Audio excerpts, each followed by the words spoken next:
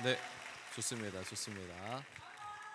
네, 좋아요. 네, PPT 한번 보여주십시오. 오늘 제가 여러분께 말씀드릴 내용은 하나님이 기뻐하시는 연애결혼관이라는 제목입니다. 여러분 잠깐만 타임 이렇게 좋아할 필요가 없어요. 왜 두 가지식으로 먼저 말씀드리자면 연애를 할 때가 아니다라는 얘기를 하는 겁니다, 여러분. 그래서 그럼에도 우리 여러분들 아주 관심 있어하는 하나님께서 기뻐하시는 연애 결혼관이 따로 있냐? 따로 있다라는 말씀을 드리도록 하겠습니다. 네, 넘겨주십시오. 먼저 소개를, 저는 이제 책 읽는 사자라고 하고, 여기서 사자는 동물입니다. 사자, 동물, 라이언의 사자고, 그리고 필명, 책 읽는 사자라는 필명은 책을 읽는 걸 좋아해서 그렇게 지었습니다. 그리고 네, 넘겨주십시오. 제가 책이 따끈따끈하게 나왔어요.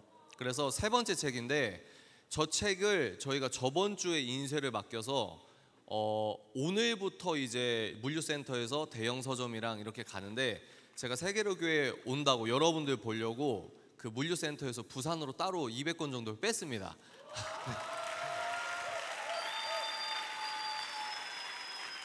아니 근데 이렇게 좋아할 필요가 없는 게 공짜가 아니에요.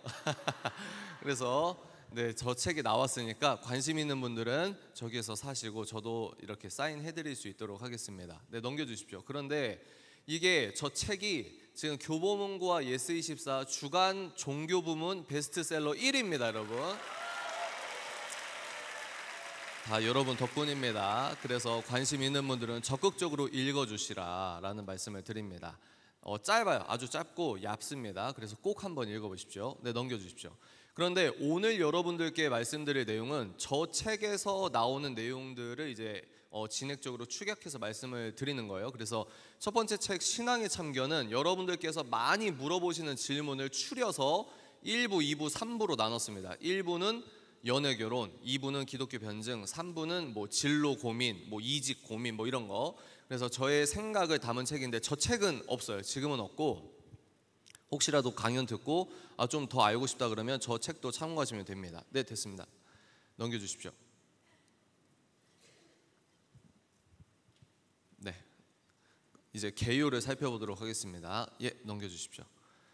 오늘 첫 번째는 이제 말씀 선포를 하게 될 겁니다. 말씀 선포, 우리가 뇌과학적으로 묵독과 낭독이 다르다고 합니다. 그래서 우리가 그냥 속으로 말씀을 읽는 것과 내가 내 목소리로 말씀을 선포하고 그걸 내 귀로 듣는 게 하물며 뇌과학적으로도 굉장히 학습이 다르다, 학습 효과가 다르다라고 해서 첫 번째는 우리가 하나님께서 기뻐하시는 연애 결혼관에 대한 말씀, 우리가 어떻게 해야 되는지에 대한 골격이 되는 성경 말씀을 읽어보는 시간이고, 두 번째는 여러분들 이제 세계관 이야기를 많이 들었어요. 그래서 저는 깊게는 안 다루고 전제적인 부분 축약해서 기독교 세계관에 대해서 짧게 살펴볼 텐데, 그러니까 성경이 진리라는 게 창세기 1장 1절이 사실이고 예수 그리스도의 부활이 역사적인 사건이라고 하는 게 내 평일 사회의 연애랑 무슨 상관이냐 라고 했을 때 그 문제를 좀 다뤄보려고 합니다. 그 다음부터 이제 크리스천에게 사랑이 뭐냐,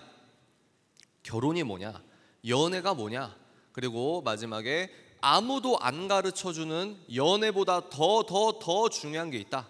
그리고 마지막 거룩한 연애 결혼을 할 수 있는 단 하나의 비밀 열쇠라는 제목으로 강연을 진행하려고 합니다.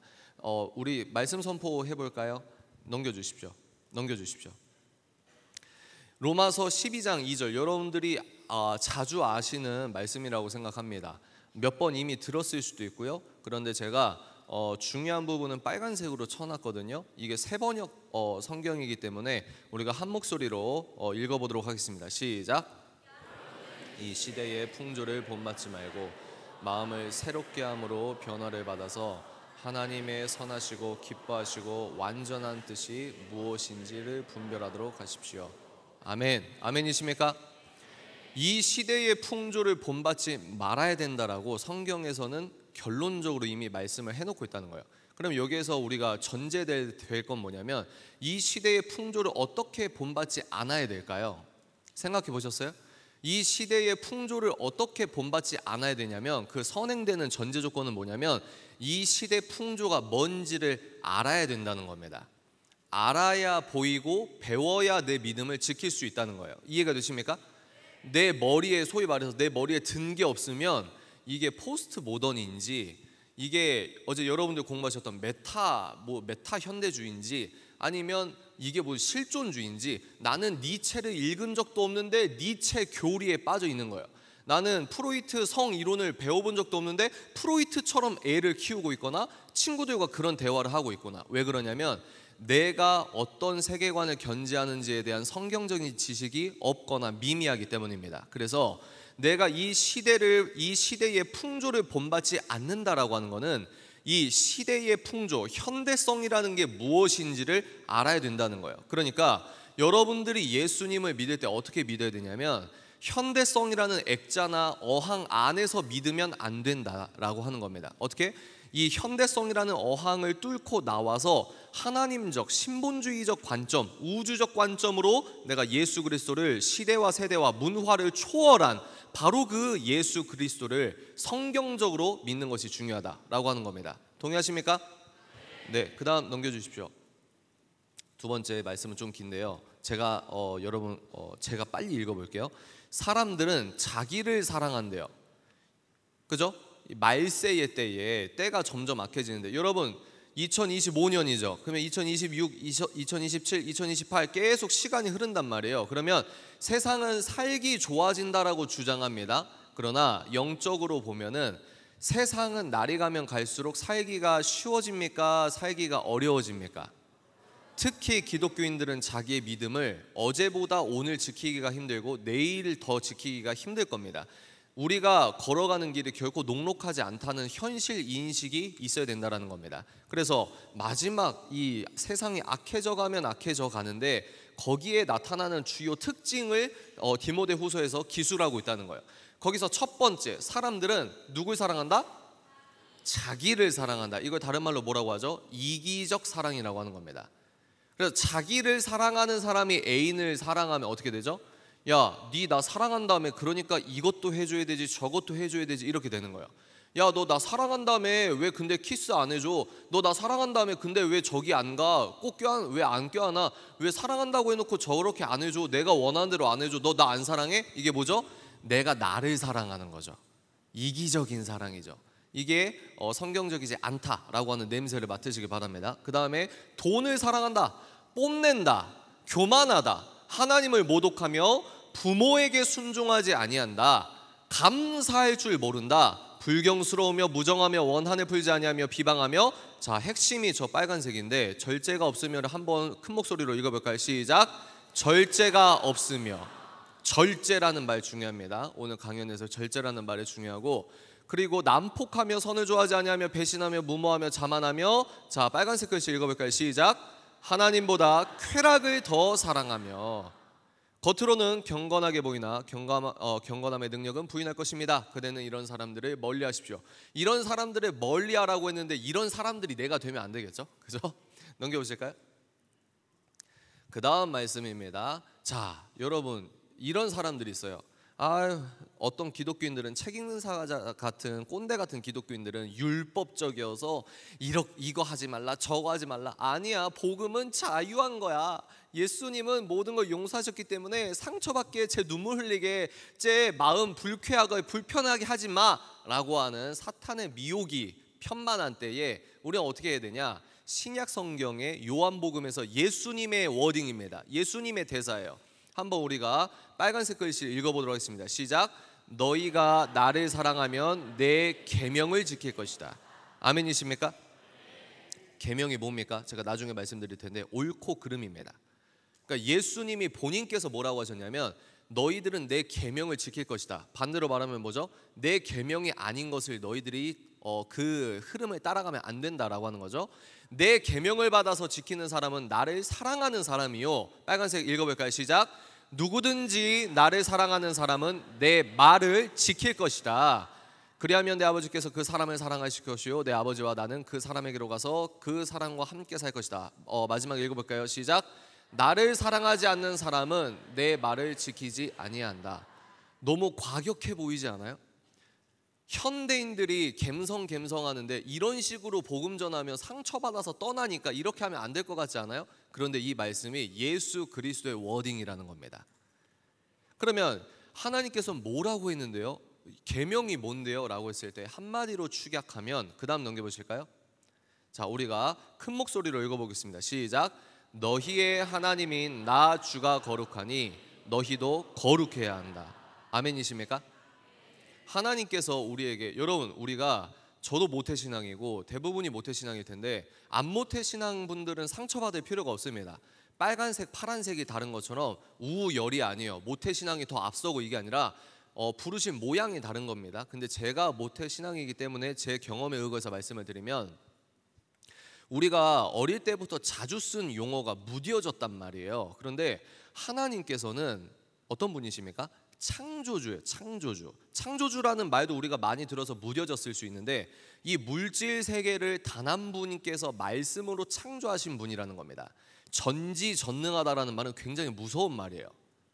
전지전능하시고 무소부재하시고, 그리고 그 하나님께서 내 아빠 아버지가 되어주셨다는 이 엄청난 사실이 머리에서 가슴으로 올 때 이제 바뀌게 되는 건데, 그 위대하신 하나님께서 우리에게 명령하신 거, 여기에서 중심은 뭐냐면, 너희들이 거룩해도 되고 뭐 다른 애들은 뭐 이거 해도 되고 저거 해도 되고, 그래 뭐 너는 역량이 안 되니까 좀 봐줄게, 이게 아니라 창조주 영원한 심판주 하나님께서 우리에게 명령하셨다는 겁니다. 여기서 명령은 해도 되고 안 해도 되고가 아니라 우리가 무조건 해야 하는, 우리가 무조건 선행하고 그 길을 쫓아가야 하는 기독교인의 절대적 의무를 말하는 겁니다. 우리가 그런 의미에서 다시 한번 읽어볼까요? 시작. 나 주가 거룩하니 너희도 거룩해야 한다. 아멘이십니까? 나도 거룩해야 된다는 거예요. 거룩. 넘겨보실까요? 그 다음부터 이제 세계관에 대한 이야기를 해드릴 텐데, 여기서부터는 이제 PPT가 아니고 제가 여러분께 빨리 말씀을 드리도록 하겠습니다. 여러분, 세계관에 대해서 여러분들이 아주 훌륭하신 분들의 다양한 이야기를 들었을 겁니다. 그런데 세계관은 저 나름대로 정리한 건 뭐냐면, 예수님께서 한마디로 정리하셨어요. 예수님은 정말 너무 멋지시고 너무 완벽하고 완전하신 분이에요. 매력적이세요. 너무 대단하신 분이 뭐냐면, 너 안에서 네가 실제로 믿고 있는 게 뭔지를 딱 한 줄의 질문으로 끝내셨습니다. 그게 어떤 질문이냐면, 따라해 보실까요? 너희는 나를 누구라고 하느냐? 맞습니다. 이 질문 하나로 그 사람이 어떤 것을 믿고 어떤 믿음 체계를 갖고 있는지가 단번에 찍히는 거예요. 일종의 영적인 MRI와 같습니다. 너희는 나를 누구라고 하느냐? 하버드 대학교 천문학자, 그리고 천문학 학회장, 학회를 맡고 있는 교수라 할지라도, 너는, 교수님은 예수님을 뭐라고 하세요? 라고 했을 때 허구적 인물이라고 하면 그 사람의 세계관이 나오는 거예요. 또 뭡니까? 아주 대단한 정치인이 있다고 합시다. 예수님이 누구라고 하십니까? 라고 했을 때 그것은 기독교에서 공자와 엇비슷한 레벨의 훌륭한 인물이지 라고 하면 그 사람의 수준이 거기서 나오게 된다는 거예요. 이해가 되십니까? 그래서 여러분들도 나 스스로에게 물어보는 거예요. 종교적인 그냥 여러분들이 내뱉음이 아니라 그 문장을 메타인지라고 하잖아요. 낯설게 보기로 제3의 관찰자 시점으로 내가 나를 보는 거예요. 나는 예수를 뭐라고 하지? 그렇죠. 저렇게 말을 하고 있는 게 이제 평일 사회에서 어떻게 구현돼야 되는지가 핵심인 겁니다. 믿으십니까? 여기서는 종교기관에서 종교 캠프이기 때문에 여기선 다 믿음 좋은 척을 한단 말이에요. 그런데 뭐예요? 제가 계속 얘기하는 건 뭐냐면, 예수님은 살아계신 하나님의 아들이다 라고 하는 것을 평일 사회에서도 우리가 입증하는 예배자가 돼야 된다는 겁니다. 그게 세계관의 핵심이거든요. 그래서 기독교 세계관은 한마디로 어디부터 시작을 하는 거냐면, 신이 있냐는 거예요. 신이 있냐. 그리고 그 신은 어떤 신이냐, 이거에 따라서 모든 게 달라진다라고 하는 겁니다. 그래서 제가 벌써 7년 동안 똑같은 강의를 하고 있어요. 근데 축약해서 보도록 하겠습니다. 기독교 세계관을 줄여서 기세라고 할게요. 여러분들은 뭐라고요? 유실론자다. 그래서 유실론은 뭐다? 이 우주와 생명의 기원이 어떤 지적 존재의 계획과 의도와 목적에 의거해서 이 우주를, 이 네모를 우주 박스라고 합시다. 우주를 창조하셨다. 그리고 이 지적 존재를 우리는 신이라고 한다. 기독교인이 누구냐? 신이 있다고 믿는 것이다. 그리고 지구에서는 무신론자보다 유신론자가 항상 더 많습니다.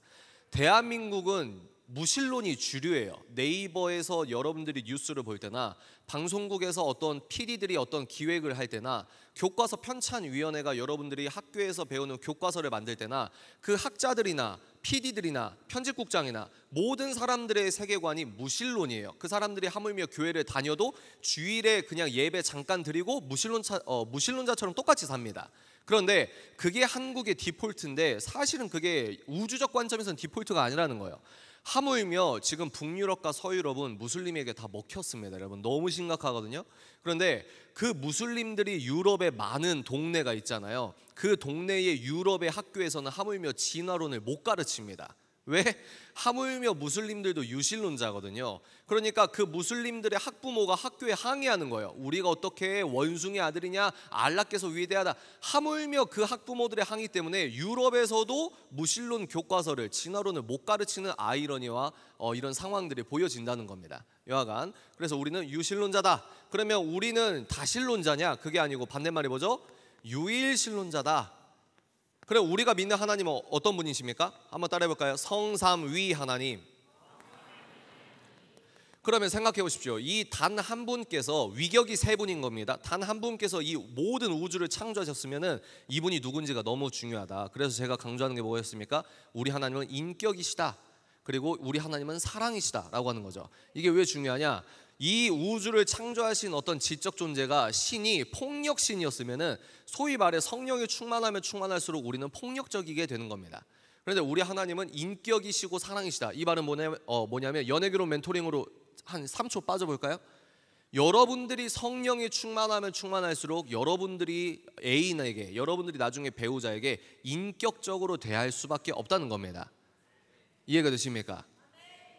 그래서 우리 하나님은 사랑이시고, 그러면 정리해 볼까요? 인격이시고 선하시고 완전하시고 사랑 그 자체이신 영이신 하나님께서 이 물질 세계를 창조했다는 겁니다. 세 번째, 그래서 성경에선 우린 어떤 관점으로 역사를 보고 있냐? 성경적인 종말론자다. 그래서 이 세상에는 처음과 끝이 있다. 누가 오시죠? 예수 그리스도께서 때가 되면 다시 오신다. 그래서 이 예수 그리스도께서 오셔서 뭘 하십니까? 심판을 하시는데 우린 그걸 통해서 어떤 걸 알 수 있냐? 예수 그리스도께서 옳다고 하는 것은 시대와 세대와 문화를 초월해서 옳은 것이다. 요한복음 1장에 의거해서 예수님은, 한번 따라해 볼까요? 예수님은 창조주시다. 요한복음 1장에 보시면 온 만물을 창조할 때 예수께서 함께 동역하셨습니다. 예수님은 창조주예요. 그 말은 뭐냐? 예수님이 옳다고 하는 것만이 옳은 겁니다. 우주의 주인이 예수님이세요. 그래서 마지막은 우리는 절대주의자다. 절대주의자가 뭐냐면 절대 기준이 있다고 믿는 거예요. 이게 되게 중요하거든요. 자 보십시오. 우리 기독교 세계관은 첫 판부터 절대 창조주, 절대 주권자이신 유일하신 성삼위 하나님을 전제하고 시작하기 때문에 귀결이 뭐냐면 절대 기준이 있다. 그러면 이게 어떤 기준이죠? 우리들의 옳고 그름은 따라해 볼까요? 오직 예수. 이게 우리들의 옳고 그름의 기준인 겁니다. 선생님이 800년 전에 터키에서 태어나건 1400년 전에 이집트에서 태어나건 선생님이 30년 후에 미국으로 캐나다로 날아가건 선생님의 옳고 그름의 기준은 우리 인간들이 만든 자의적인 판단이나 어떤 관습이나 전통이라고 주장하는 이런 것들이 아니라 나의 궁극적인 옳고 그름은 오직 성경, 그리고 오직 예수님께서 옳다고 하는 것과 틀리다고 하는 것, 오직 예수 그리스도가 나의 옳고 그름의 기준이라고 하는 겁니다. 그래서 그 예수 그리스도의 옳고 그름을 담고 살아가는 사람들이 기독교인인데 시대마다 좀 편하게 예수 믿을 때가 있죠. 지금 우리 점점 어려워지고 있지만, 그런데 몇십 년 전, 몇백 년 전에 여러분들이 프랑스에서만 태어났다고 할지라도 개신교, 우리 기독교인이라는 이유만으로 여러분들은 감옥에 갔을 거라는 거죠. 하여튼 그럼 우리가 왜 이렇게 핍박을 받느냐? 절대적인 기준은 예수님밖에 없다라고 하는 강한 배타성을 띠고 있기 때문에 우리가 힘든 겁니다. 그러면 여러분들 주변 친구들은 뭐라고 얘기하죠? 넌 왜 그렇게 배타적이냐? 라고 하지만 제가 뭐라고 했죠? 모든 종교는 배타적입니다. 불교도 배타적이고 천주교도 배타적이고 이슬람도 배타적이고 하물며 무신론도 종교성을 띠고 있는 종교라고 하면 무신론도 배타적이죠. 문제가 뭐냐? 기독교가 갖고 있는 배타성만 비판하고 비방하는 그 여러분들의 사회적 문맥을 봐야 된다라고는 말씀을 드리는 겁니다. 자, 이 안경이 기독교 세계관이죠. 그러면 여러분과 같지 않은 무신론자들을 볼까요? 여기 계신 분들 모두 넌 크리스천과 결혼하기보다는 크리스천과 연애하고 결혼하시길 바랍니다. 근데 이게 인구 통계학적으로 좀 힘들 거예요. 자, 보도록 하겠습니다. 여러분들이 만약에 무신론자란 지금도 사귀고 있는 사람들이 있을 수 있죠. 그러면 그 사람들의 세계관은 뭐냐? 무신론이다. 말 그대로 신이 없다. 그리고 뭐죠? 유물론이다. 이걸 합쳐서 자연주의라고 합니다. 자연주의는 여러분 중요하니까 좀 설명을 드리자면 골로새서 1장 15절을 보면 이 우주는 눈에 보이는 것과 눈에 안 보이는 걸 하나님께서 같이 창조하셨습니다. 눈에 보이는 걸 자연계, 이걸 다른 말로 물질세계라고 하죠. 눈에 안 보이는 걸 뭐라고 하죠? 초자연계, 종교적으로 영적 세계를 줄여서 영계라고 하는 겁니다. 이게 어렵잖아요. 우주는 눈에 보이는 것과 눈에 안 보이는 게 같이 있다. 이게 어려우니까 인간을 예를 들어 보겠습니다. 인간의 눈에 보이는 요소, 눈에 안 보이는 요소. 전 인간이거든요. 눈에 보이는 물질적인 요소 뭡니까? 저는 육체를 갖고 있어요. 근데 인간의 육체는 단백질로 구성되어 있습니다. 그러니까 여러분, 제가 단백질 덩어리에서 끝납니까? 아니면은 눈에 안 보이지만 뭐가 더 있습니까? 뭐가 있어요? 영혼. 이해가 되세요? 그러니까 나라는 인간 자체도 눈에 보이는 것과 눈에 안 보이는 게 같이 있다는 거예요. 그러면 이게 우주도 마찬가지라는 겁니다. 그러면 근데 이분들은 뭐냐면 자연주의, 말 그대로 우주 밖에 계신 하나님이 영이시고 눈에 안 보이니까 없다는 거예요. 그리고 눈에 안 보이는 초자연계와 영적 세계는 없다는 거예요. 그럼 뭐만 남죠? 물질만 남는 겁니다. 이게 자연주의자거든요. 일단 여러분들의 학교에서 배우는 교과서나 한국에서 이게 옳다 저게 옳다라고 하는 어떤 언론사 논조나 거의 98% 자연주의 관점에서 나오는 말입니다. 자연주의 관점에서. 그러면 이분들은 어제 여러분 배웠듯이 하나님을 빼고 인간과 우주의 기원을 설명하려고 해서 진화론을 받아들이죠.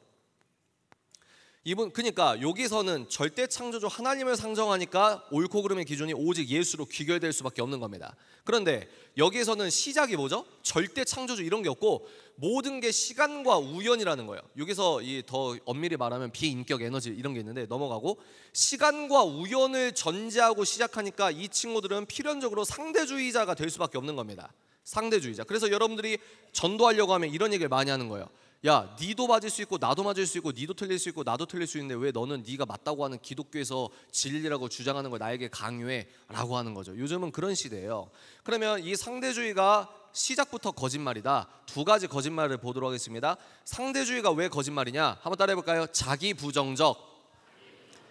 뭐가 틀렸냐? 야, 상대주의만이 맞아. 요즘 시대가 어떤 시대인데 기독교 성경만 진리라고 주장해. 야, 상대주의가 더 지적이고 상대주의가 맞는 거야. 뭐 하고 있죠? 상대주의만이 맞다는 절대주의자가 된 겁니다. 이해가 되세요? 철학적으로 성립이 안 되는 거예요. 두 번째, 상대주의를 운운하는 사람들은 특징이 뭐냐? 기독교가 갖고 있는 상대성만 인정하지 않는다는 거예요. 예를 들어 볼까요? 어떤 공직자가 선출직 공무원이 되기 위해서 그 절에 갑니다. 절에 갔을 때 사람들이 어떻게 쳐다보죠? 야, 쟤가 세례교인이건 뭐 교회 출석을 얼마나 했건 쟤 기독교인이야? 그래도 야, 절에 왔으면 합장을 해야지 하고 노려보고 쳐다보잖아요.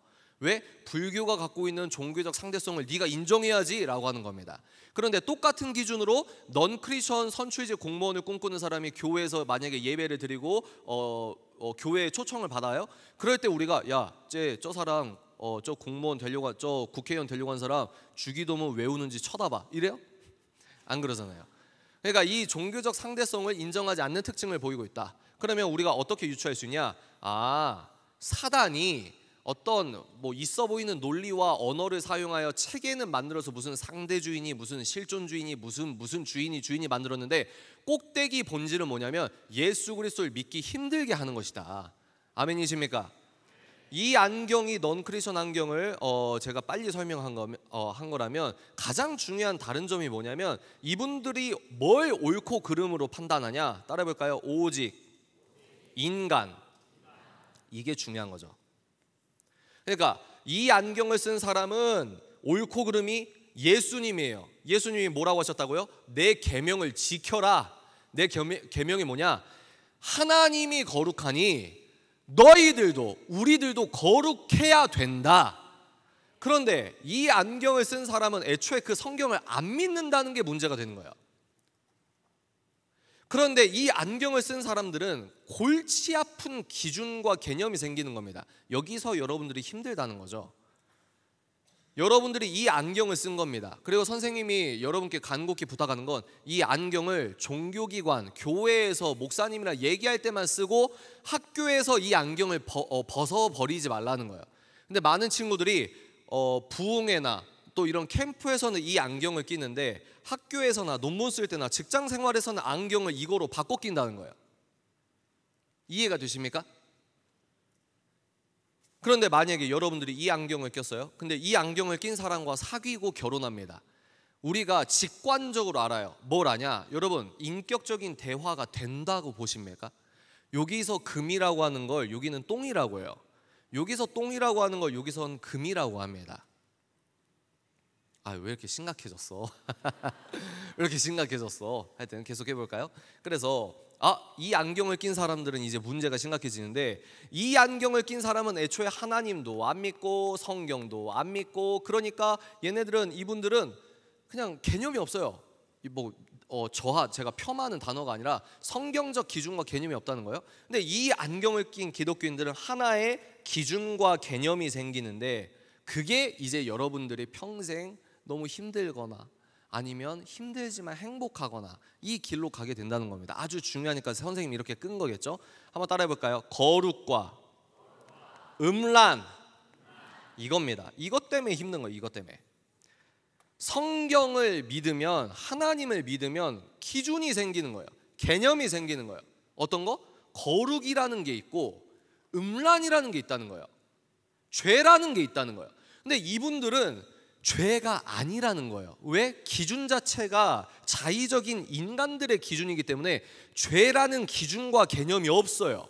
뭐가 옳고 뭐가 나쁘고, 이거를 이분들은 전적으로 뭐예요? 내 느낌으로 생각하는 겁니다. 이걸 어려운 말로 심리적 인간들의 사회다라고 하는 겁니다. 내 심리가 옳고 그름의 기준이 돼서 듣기 싫어, 넌 틀렸어 라고 하는 거예요. 그런데 너무 소름 돋는 사실은, 여러분, 성경이 진리입니까? 성경의 진리라는 말은 뭐냐면 여러분들이 어떻게 감정적으로 느끼건 전혀 상관이 없다는 말입니다. 이해가 되시죠? 그게 진리예요. 진리, 안 바뀌는 거. 그러니까 우리는 이 진리를 받아들이니 거룩이라는 것과 음란, 죄, 정욕이라는 것이 있고 우린 뭘 선택한다? 이거를 선택하는 것이다. 이런 개념이 생기고 순종의 의무가 생기기 때문에, 특히 여러분 성애화가 가득한 미디어 컨텐츠가 가득한 이 시기에는 너무나 거룩한 길을, 거룩한 연애와 결혼하기가 어려운 지경에 이르렀다라고 하는 겁니다. 그러면 이 두 안경을 낀 사람들은 뭐가 다르냐? 결론부터 말씀드리면 완전히 다른 거예요. 어떻게? 결혼, 자유, 행복, 사랑. 빨리 보도록 하겠습니다. 이 안경을 낀 사람은 결혼이 뭐죠? 누가 줬어요? 결혼은 인간들이 만든 겁니까? 하나님께서 주신 겁니까? 여러분, 창세기는 역사서입니다. 아멘이십니까? 진짜 의도적인 바보 취급을 받으면서도 하나님을 기쁘시게 하는 건 뭐냐면, 의도적으로 왕따 당하거나 의도적으로 반지성인 취급을 받아도 창세기는 1장부터 깨끗한 역사라고 믿는 겁니다. 아담과 하와는 뭐예요? 역사적인 인물이라는 거예요. 그리고 죄를 범하고 이런 아담의 스토리가 실제로 벌어졌던 일이라는 겁니다. 근데 그 전에, 죄가 들어오기 전에 결혼은 하나님이 주셨다는 거예요. 하나님의 제도라는 거예요. 인간들이 만든 다른 많은 사회제도와 별개로 결혼이라는 제도는 하나님이 인간에게 주신 제도입니다. 그래서 이 결혼이라는 제도는 영적이고 신비한 제도라는 거예요.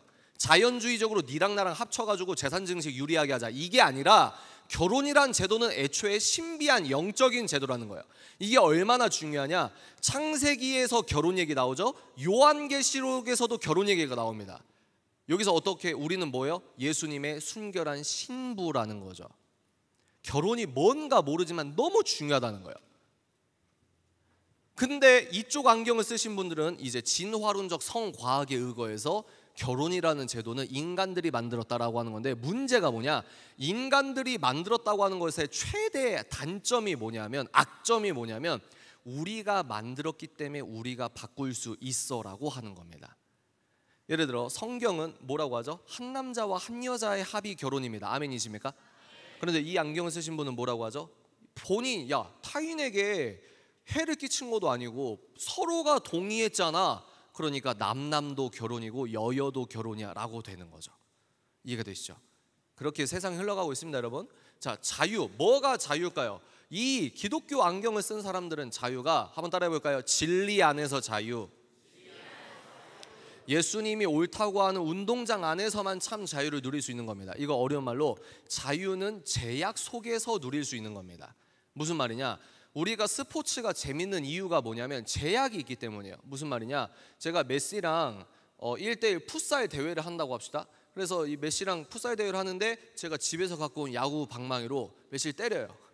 그리고 메시 공을 손으로 뺏어서 메시 골대에 넣습니다. 재밌습니까? 안 재밌죠. 왜 안 재밌죠? 규칙을 어겼기 때문입니다. 우리가 스포츠를 재밌게 보는 이유가 뭐냐면, 축구에서는 절대로 하면 안 되는 제약이 있기 때문에 축구 선수들도 그 제약 속에서 자유한 겁니다. 이해가 되십니까? 자유가 그렇다는 거예요. 그런데 그래서 진리 안에서 참 자유할 수 있다는 거예요. 그런데 이 안경을 쓴 사람들은 뭐라고 합니까? 뭐가 자유예요? 기독교에서 하지 말라는 것을 할 수 있는 자유, 이걸 다른 말로 자율적 자유라고 합니다. 하나님을 떠나는 게 자유라는 거예요. 완전히 다르죠? 뭐가 행복입니까? 여기 우리 기독교인들에게 행복은 딱 정해져 있어요. 뭡니까? 하나님께서 준행하라고 하는 삶을 사는 게 행복입니다. 아멘이십니까? 기독교인뿐만 아니라 넌 크리스천 타종교인뿐만이라도 모든 전 지구의 80억 명 모든 인간이 어떻게 하면 행복해질 수 있냐? 객관적으로 정답이 딱 정해져 있어요. 어떤 거? 하나님이 하라는 대로 살면 행복합니다. 그래서 기독교 세계관에서 행복은 객관적인 겁니다. 그런데 넌 크리스천 세계관에서 행복은 뭡니까? 내가 기분 좋은 게 좋은 거야. 그 기준은 내 심리적인 느낌이야 라고 하고, 이 넌 크리스천 분들의 행복론은 필연적으로 주관적일 수밖에 없다는 거예요. 주관적. 그러면 여기서 마지막 사랑, 이제 사랑이 뭐냐라고 했을 때 우리가 이제 크리스천에게 사랑이 뭐냐? 그럼 크리스천에게 결혼은 뭐냐? 글씨가 너무 예쁘죠? 자, 크리스천에게 연애가 뭐냐? 이거를 빨리 살펴보도록 하겠습니다. 지금까지 잘 따라오시고 계십니까?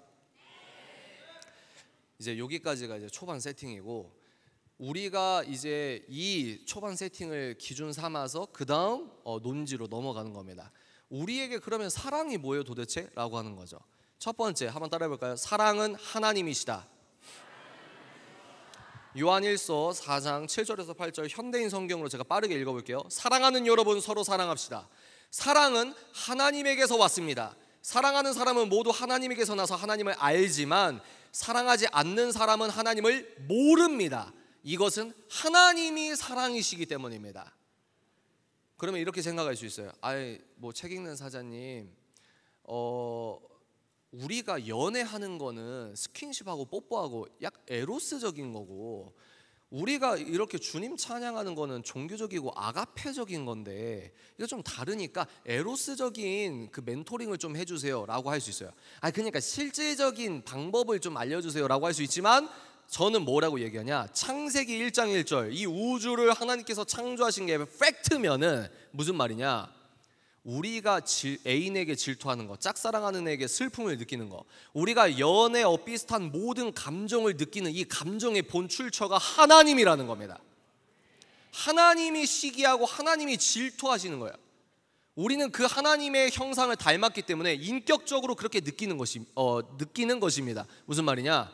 연애 따로, 신앙 따로, 아가페 하나님 찬양하는 거 따로, 애인이랑 뽀뽀하는 에로스 따로, 이 이분법을 깨셔야 된다는 거예요.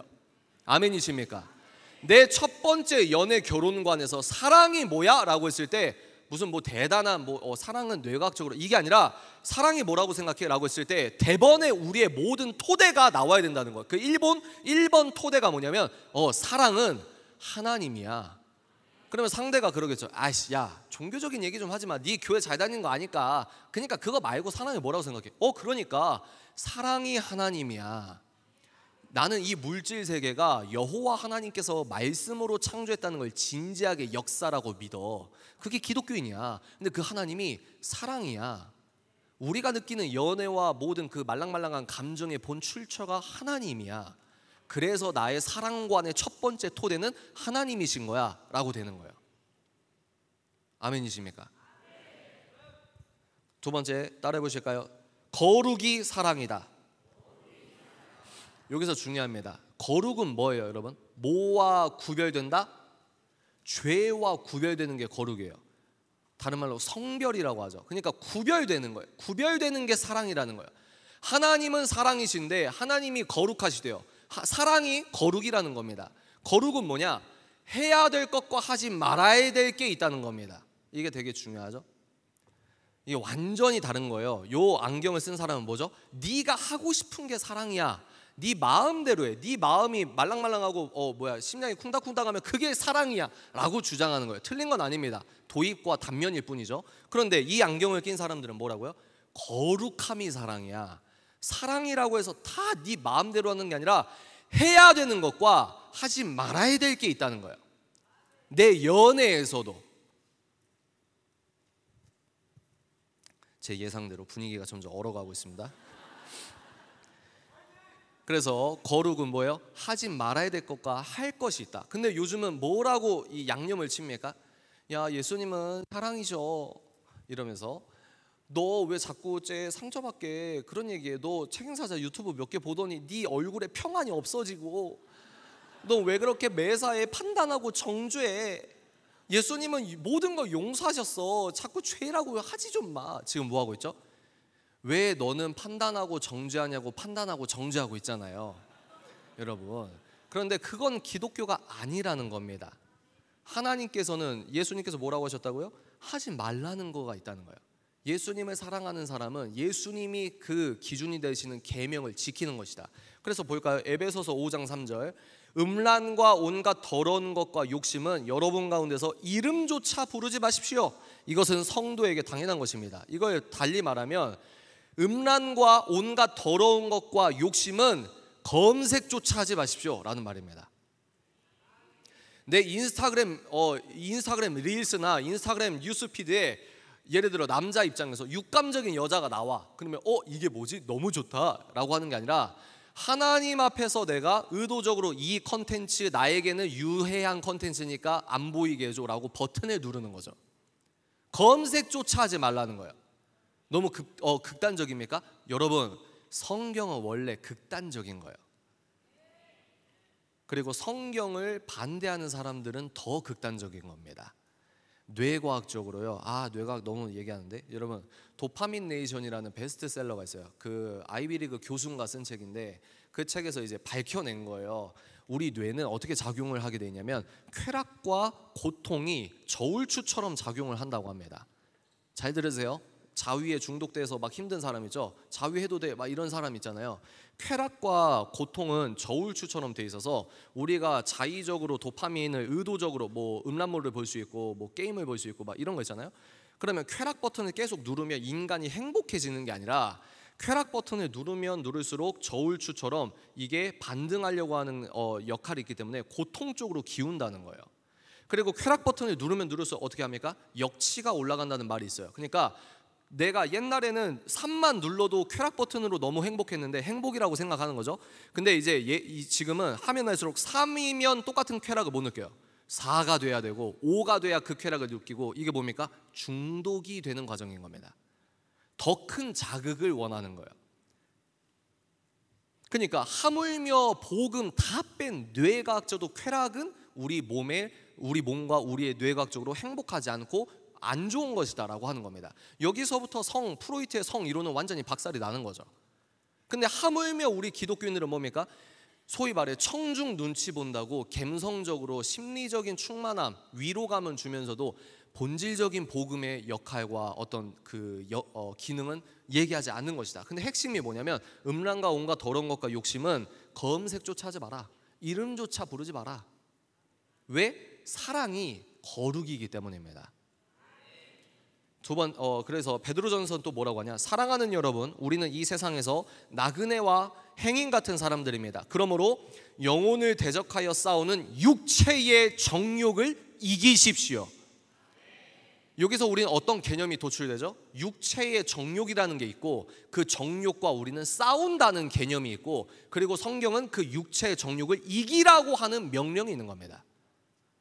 여기서 정욕은 단순히 음란물 몇 개 더 보는 게 아니에요.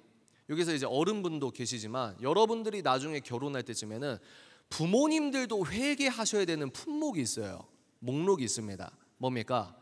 하나님을 신본주의로 열심히 믿고 있는 청년이면 그거 하나로 된다. 어른분들 아멘이십니까? 아멘 잘 안 나오잖아요. 왜? 내 자식만은 특별하거든요. 내 자식이 데리고 온 사람은 세계로교회에서 훌륭하게 신본주의 성도인 걸 알면서도 연봉이 좀 낮은데, 직장이 좀 불투명한데, 그래서 어떻게 된다? 망한다는 거다. 음란을 피하라. 동시에 뭐예요? 정욕과 싸우라. 뭐가 정욕입니까? 물질적인 욕심도 정욕이라는 겁니다. 아멘이십니까? 그래서 이 방법론적인 거 하나 말씀드리면, 여러분, 저는 몇 살 때 결혼했다고요? 만 26살. 아내가 생일이 늦어서 만 24살. 그래서 아내와 결혼하고 월세살이를 시작한 거죠. 월세살이. 여기에서 선생님 결혼하고 싶은데 돈이 없어요. 저희 집은 돈이 없어요. 그래요? 월세로 시작하세요. 선생님 저는요 4대 보험 나와 들어서 직장에서 좀 대출이 되고요. 요즘 대출 안 돼서 힘들지만 여러분. 그리고 부모님이 좀 도와주셔가지고요. 저는 전세로 시작할 수 있을 것 같아요. 그래요? 전세로 하세요. 선생님 저는 열심히 돈을 모아놨고요. 엄마 아빠가 좀 도와주실 수 있어서요. 매매로 집을 사서 그렇게 시작할 것 같아요. 그래요? 그렇게 하세요. 중요한 게 뭐냐면 월세든 전세든 매매든 그게 결혼의 본질은 아니라는 겁니다. 완전히 쓸모없는 건 아니에요. 중요할 수 있죠. 왜? 우리는 빵을 먹고 사는 사람이니까. 그런데 예수님께서 뭐라고 했냐? 빵이 중요한 게 아니라 하나님의 영원한 말씀으로 산다는 거예요. 이 밸런스가 되게 중요합니다. 사탄이 디테일에 있다 이러는데, 악마는 디테일에 있다 이러는데, 초 디테일은 하나님께 있습니다. 아멘이십니까? 어떤 게 밸런스냐면, 빵이 안 중요하다. 야, 난 돈은 모르는 사람이야. 돈 욕심 1도 없어. 이런 사람이 돈에 미친 사람입니다. 여러분, 예수님도 뭐라고 하셨냐면, 우리 인간에겐 빵이 필요하다고 했어요. 빵. 왜? 우리가 물질이 있고 있으니까 빵도 필요하다. 빵이 필요 없고 이게 아니에요. 빵도 필요한데 중요한 게 뭐냐? 눈에 안 보이는 하나님의 영원한 말씀으로 사는 것이다. 이게 투트랙입니다. 밸런스가 잘 잡혀야 돼요. 그런데 왜 우리는 빵만 있는 것처럼 결혼 준비하는 넌 크리스천들과 별반 다를 게 없이 결혼 준비하느냐라는 겁니다. 학부모님들 찔려야 돼요. 왜 빵만 보냐는 거예요. 여기 남자나 여자도 마찬가지입니다. 왜 남자는 이 버러지, 제가 남자니까 좀 세게 말할게요. 이 남자 버러지가 뭐냐면 벌레예요. 벌레. 이 남자가 이 속성이 젊고 예쁘고 몸매를 보고 얼굴 예쁘고 그러면 다 괜찮다는 거예요. 또 여자분들도 뭡니까? 이 사람이 하나님의 사람이냐, 이게 아니고 연봉을 보거나 내가 SNS에 이 백을 올리거나 이 호캉스 가거나 이런 사진을 꾸준히 올릴 수 있는가, 내 동창들에게 내가 우월한 것을 입증할 수 있는 재산 소득이 있는 사람인가, 이런 육적인 정욕을 보고 그것을 우선 삼아서 연애와 결혼을 하려고 하면 그게 어떻게 거룩한 연애가 되겠습니까? 라고 하는 것이죠. 그래서 우리는 영혼을 대적할 싸우는 육체의 정욕을 이겨야 된다. 고린도전서 사도 바울은 더 심각하게 얘기합니다. 여러분, 음란을 피하십시오. 사람이 짓는 모든 죄는 몸 밖에서 일어나지만 음행하는 사람은 자기 몸에게 죄를 짓는 것입니다. 여러분, 거룩하기 쉬워요, 어려워요? 넷플릭스 홈페이지에 들어가거나 웨이브나 OTT 플랫폼 딱 들어가 보면 수많은 컨텐츠들의 포스터도 얼마나 자극적입니까? 그리고 요즘은 유튜브 썸네일도 얼마나 자극적입니까? 그리고 SNS 들어가면 전 세계에서 몸매 좋으신 분들이 다 나오잖아요. 얼마나 자극적이에요. 미디어 컨텐츠 수도꼭지를 틀면은 성적인 아니면 성적 신호를 줄 수 있는 그런 성애화된 컨텐츠가 범람하는 시대에 우리가 어떻게 거룩을 유지할 수 있겠습니까? 그래서 우리는 뭐라고 얘기하는 거죠? 내가 못한다는 거예요. 그래서 뭐가 필요합니까? 은혜가 필요한 겁니다. 아멘이십니까? 그렇다고 여러분 너무 수동적으로 갈 필요 없어요. 한국은 이게 무슨 마인드인지 몰라도 너무 수동적이야. 그런데 하나님께서는 자유의지를 적극적으로 행사하는 사람들 칭찬을 엄청 많이 합니다. 뭐요? 여러분들의 자유의지로 선포는 할 수 있다는 거예요. 정욕을 싸워서 이기겠다. 아멘이십니까? 죄와 싸워서 이기겠다. 그래서 여러분들이 만약에 야한 생각이 들어와, 야한 어떤 내가 또 하나님 앞에서 좀 뻘쭘한 죄를 범하고 싶은 어떤 습관, 죄의 습관이 꿈틀꿈틀 올라와. 그러면 뭐라고 하죠? 어른들은 그렇게 선포하라고 하잖아요. 그럴 때마다 친구들이여, 그럴 때마다 선포하세요. 주 예수 그리스도의 이름으로 명한다. 내 안에 음란아 떠나가라. 여러분, 그런데 예수 그리스도 이름 자체에 능력이 있기 때문에 실제 그게 좋아요. 근데 저는 MBTI에서 I를 담당하고 있기 때문에 그게 잘 안 돼요. 그럴 때 여러분이 뭘 해야 되냐? 찬송을 부르면 됩니다. 보혈 찬송을 부르시면 돼요. 그러면 무슨 허경영의 이름을 계속 외쳐라 이런 주문이 아니라, 우리가 다른 게 뭐냐면 예수 그리스도의 보혈, 그 예수 그리스도는 살아있다는 거예요. 지금도 살아계시고, 근데 그분이 왕 중에 왕이어서 이름에 권능이 있다는 거예요. 제 핸드폰에 현 정부의 대통령의 이 시크릿 폰이 있다고 해봐요. 그러면 제가 어깨가 펴져요 이래요. 펴지겠죠. 제 핸드폰에 검찰총장이 있고 아주 막역한 사이면은 제가 어깨가 펴지겠죠. 근데 예수 그리스도의 이름이 제 핸드폰에 있다는 거예요. 이해가 되세요? 그분이 살아있기 때문에 이름에 능력이 있는 겁니다. 그 살아있는 분의 보혈의 능력이 우리의 죄를 억제하고 이기게 하는 거예요. 이게 이제 이 영적 선포면은 이제 여러분들이 이제 우리가 몸을 입고 있기 때문에 뇌가 너무 말하는데 하여튼 여러분 또 뭐 샤워를 하거나 이를 닦거나 다이어트 하시는 분들, 다이어트 7,000번 실패하신 분들 많으실 텐데, 내가 식욕이 어떻게 떨어지냐? 밤에 너무 라면 끓이고 싶어, 밤에 너무 치킨 시키고 싶어. 그때 양치를 하면 식욕이 떨어진다고 합니다. 이제 양치를 했는데 시킨다, 그거는 은사예요. 하여튼 무슨 말입니까? 음란을 피해야 한다. 정욕과 싸워야 한다. 이게 뭐라고요? 두 번째, 사랑이 뭐야? 사랑은 거룩이라는 거예요. 거룩. 세 번째, 한번 따라해볼까요? 인내가 사랑이다. 완전히 반대죠. 여기선 뭐예요? 네가 하고 싶은 대로 해, 그게 사랑이야 라고 하는 거고, 여기선 반대로 참아, 절제, 인내해, 그게 사랑이라는 거예요. 이게 참 우리의 어떤 통념과 다르죠. 하나님께서 우리가 어떻게 연애할지 잘 모르니까 사도 바울을 연필 삼아서 연애 설명서를 써줬어요. 고린도전서 13장 4절에서 7절인데요. 여러분 한번 읽어볼 테니까 팩트 체크 한번 해봐요. 하나님께서 하지 말라는 게 많은지 하라는 게 많은지 한번 보세요. 사랑은 오래 참고 친절하며 질투하지 않고 자랑하지 않으며 잘난 체하지 않습니다. 사랑은 버릇없이 행동하지 않고 이기적이거나 성내지 않으며 악한 것을 생각하지 않습니다. 사랑은 불의를 기뻐하지 않고 진리와 함께 기뻐합니다. 사랑은 모든 것을 참으며 모든 것을 믿으며 모든 것을 바라고 모든 것을 견딥니다. 하라는 게 많습니까? 하지 말라는 게 많습니까? 왜 그렇죠?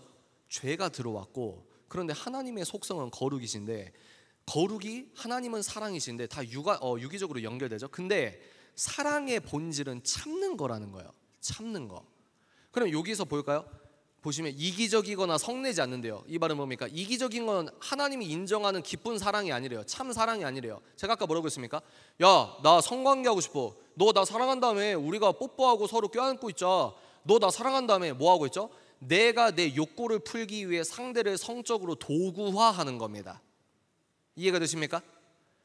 근데 남자 뭐 성적 도구화하면 문제냐? 아니에요. 내가 하나님으로부터 채워질 수밖에 없는 영혼의 빈 공간이 있어요.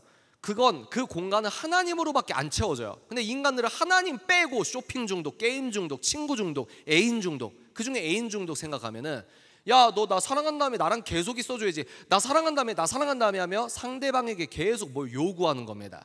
이게 뭐죠? 상대를 심리적 도구화를 하는 거죠. 이건 뭡니까? 본질은 이타적인 사랑이 아니라 내가 나를 사랑하는 겁니다. 이게 사랑이 아니라는 거예요. 그러니까 이 짧은 고린도전서 13장 4절에서 7절 이 4줄 5줄만 머리에서 가슴으로 내려도 전 세계의 데이트 폭력과 가스라이팅은 끝나는 겁니다. 여기 계신 남자분들 잘 들으세요. 여자는 때리는 사람이 아니에요. 절대 때리면 안 됩니다. 여자가 하지 말라는 건 안 하는 게 좋아요. 아멘. 여자는 여러분 목숨, 제가 나중에 설명드릴 텐데요, 내 아내를 어떻게 사랑하라고 예수님께서 얼마나 그 거룩한 레벨이 얼마나 높은지, 이 말씀이 머리에서 나 모태신앙인데 근데 애인이랑 막 폭력적으로 하고 애인한테 이기적으로 야 이거 해줘 저거 해줘 너 죽인다 만다, 이게 어떻게 기독교인이야 이 말입니다. 왜? 이 안경을 쓴 채로 연애도 해야 된다 이 말이에요. 어떻게? 내 애인으로까지는 모르겠지만 일단 내가 연애를 할 때에도 하나님적 사랑이 바탕이 돼서 사랑은 참는 거야 라고 하는 개념이 있어야 된다는 거죠. 하물며 뇌과학적으로도 여러분 예전에 연구했기 때문에 지금은 어떻게 막 연구가 뒤바뀌지 몰라도 시카고 대학교에서 하버드 대학교인가요? 그 연구를 했어요. 신대원에서 한 게 아니라 일반 대학교에서 무슨 연구를 했냐면 보수적인 기독교인끼리 결혼한 커플들과 그렇지 않은 커플들을 조사해 보니까 이혼율이 획기적으로 떨어지고 결혼 만족도가 높다고 합니다. 근데 너무 당연한 얘기 아닙니까? 왜? 우리의 사랑의 본질은 인내라는 거예요. 참는 거라는 거예요. 그래서 성경은 뭐라고 합니까? 저는 결혼 13년 차거든요. 근데 예수님께서 남편에게 요구하는 게 있고 아내에게 요구하는 게 있는데 저 개인적으로 봤을 때는 남자에게 요구하는 게 더 힘들어요. 예수님께서는 뭐라고 하냐? 결혼을 예를 드는 겁니다. 남편에게 뭘 요구하냐면 예수님이 자기 백성을 사랑하듯 아내를 사랑하래요. 근데 예수님께서 어떻게 사랑했습니까? 목숨을 버렸잖아요. 그러니까 내 아내를 남편은 어떻게 사랑해야 되냐면 내 목숨보다 더 인격적으로 사랑해야 되는 겁니다. 이게 결코 쉬운 게 아니에요. 목숨은 여러분 내 목숨을 바쳐 이런 워딩은 쉬워요. 근데 목숨보다 좀 레벨이 낮다고 하는데 내 몸뚱아리보다 아내가 더 중요한 거예요. 내가 사고 싶은 것보다 아내가 더 중요해요. 그렇게 섬기라는 거예요. 그게 어려워요. 그런데 이제 유물론적 여성주의에 경도되신 분들은 뭐만 강조합니까? 야 성경에서는 여자가 남자에게 복종하란다 이 개념이 있는데 그분들이 모르고 있는 건 뭐냐면 하나님께서 요구하시는 부부의 사랑은 한번 따라해볼까요? 상호보완적. 남자는 목숨보다 더 사랑하는 거예요. 그리고 여자는 남편을 존경하고 존중하는 겁니다. 아멘이십니까? 이게 쌍방향이에요. 쌍방향. 이걸 얘기 왜 하고 있죠? 인내가 사랑, 인내가. 네 번째가 가장 중요해요. 지금 리마인드 해볼까요? 사랑이 뭐라고요? 하나님이다. 사랑이 뭐라고요? 거룩이다. 옳고 그름이 있다. 하지 않아야 되는 것이 있다. 그게 진짜 사랑이다. 세 번째 뭡니까? 사랑은 참는 거다. 네 번째 뭡니까? 한번 따라해볼까요? 용서가 사랑이다. 용서는 궁극적으로 여러분 다른 말로 하면 따라해보실까요? 은희해. 용서는 은희해죠. 그러니까 사랑의 궁극은 용서예요. 용서. 여러분들 아직 나이가 어리기 때문에 죽일 듯이 미워하는 사람이 없을 수는 있습니다. 혹시 또 모르죠? 대부분의 이 10대들이 가장 미워하는 사람이 뭐 아빠나 엄마일 수 있어요. 뭐 죽이고 싶어요 막 이런 거 있잖아요. 아니면 나를 괴롭히는 어떤 친구가 생각날 수 있고. 그런데 예수님께서 뭘 요구하시냐면 여러분들이 진짜 싫어하는 사람 있잖아요. 그 사람이 원수거든요. 그 사람을 용서하라는 거예요. 이게 되게 힘든 거예요. 진짜 좀 적극적으로 표현하면 진짜 죽이고 싶은 사람 있잖아요. 정말 싫은 사람, 막 상종도 하기 싫은 사람, 그 사람을 사랑하라는 거예요. 연애 결혼과 어떻게 유기적으로 이어질까요? 제가 교회를 많이 다니면서 연애 결혼 강연을 하면은 무기명으로 질문을 받는 교회가 있어요. 그러면 그 무기명으로 질문을 받으면 거의 나오는 질문이 두 개예요. 하나가 혼전순결이고 하나가 동성애에 대해서 거거든요. 근데 혼전순결에 대해서 여러분들이 많이 궁금할 거예요. 저는 이미 혼전순결 잃어버려서 저는 쓰레기예요. 뭐예요? 그런데 미리 말씀드리지만 그런 건 기독교가 아닙니다. 여러분 자책도 한두 번이지 3년 4년 하나님 저는 쓰레기예요. 저는 쓰레기예요. 그건 복음이 아니에요. 복음은 뭐냐? 성경을 있는 그대로 믿는 겁니다. 아멘이십니까? 그 자책은 건강한 반응이죠. 그런데 하나님께서 뭐라고 약속하셨냐? 성경에 뭐라고 박혀 있냐면요. 내가 온 마음을 다해 하나님께 죄를 고백하고 회개를 하면 예수 보혈로 이 시꺼먼 죄가 눈보다 희게 씻기고 하나님께서 내 죄를 기억지 않는다고 나와 있습니다. 그걸 믿는 게 믿음이라는 거예요. 그런데 이제 혼전순결이 하나의 어떤 면허증이 되는 거예요. 그래서 제가 이런저런 메일을 많이 받는데 그 중에 하나가 뭐냐면 어떤 형제님이 저한테 메일을 썼어요. 책임 사장님, 제가 연애 중이었는데요.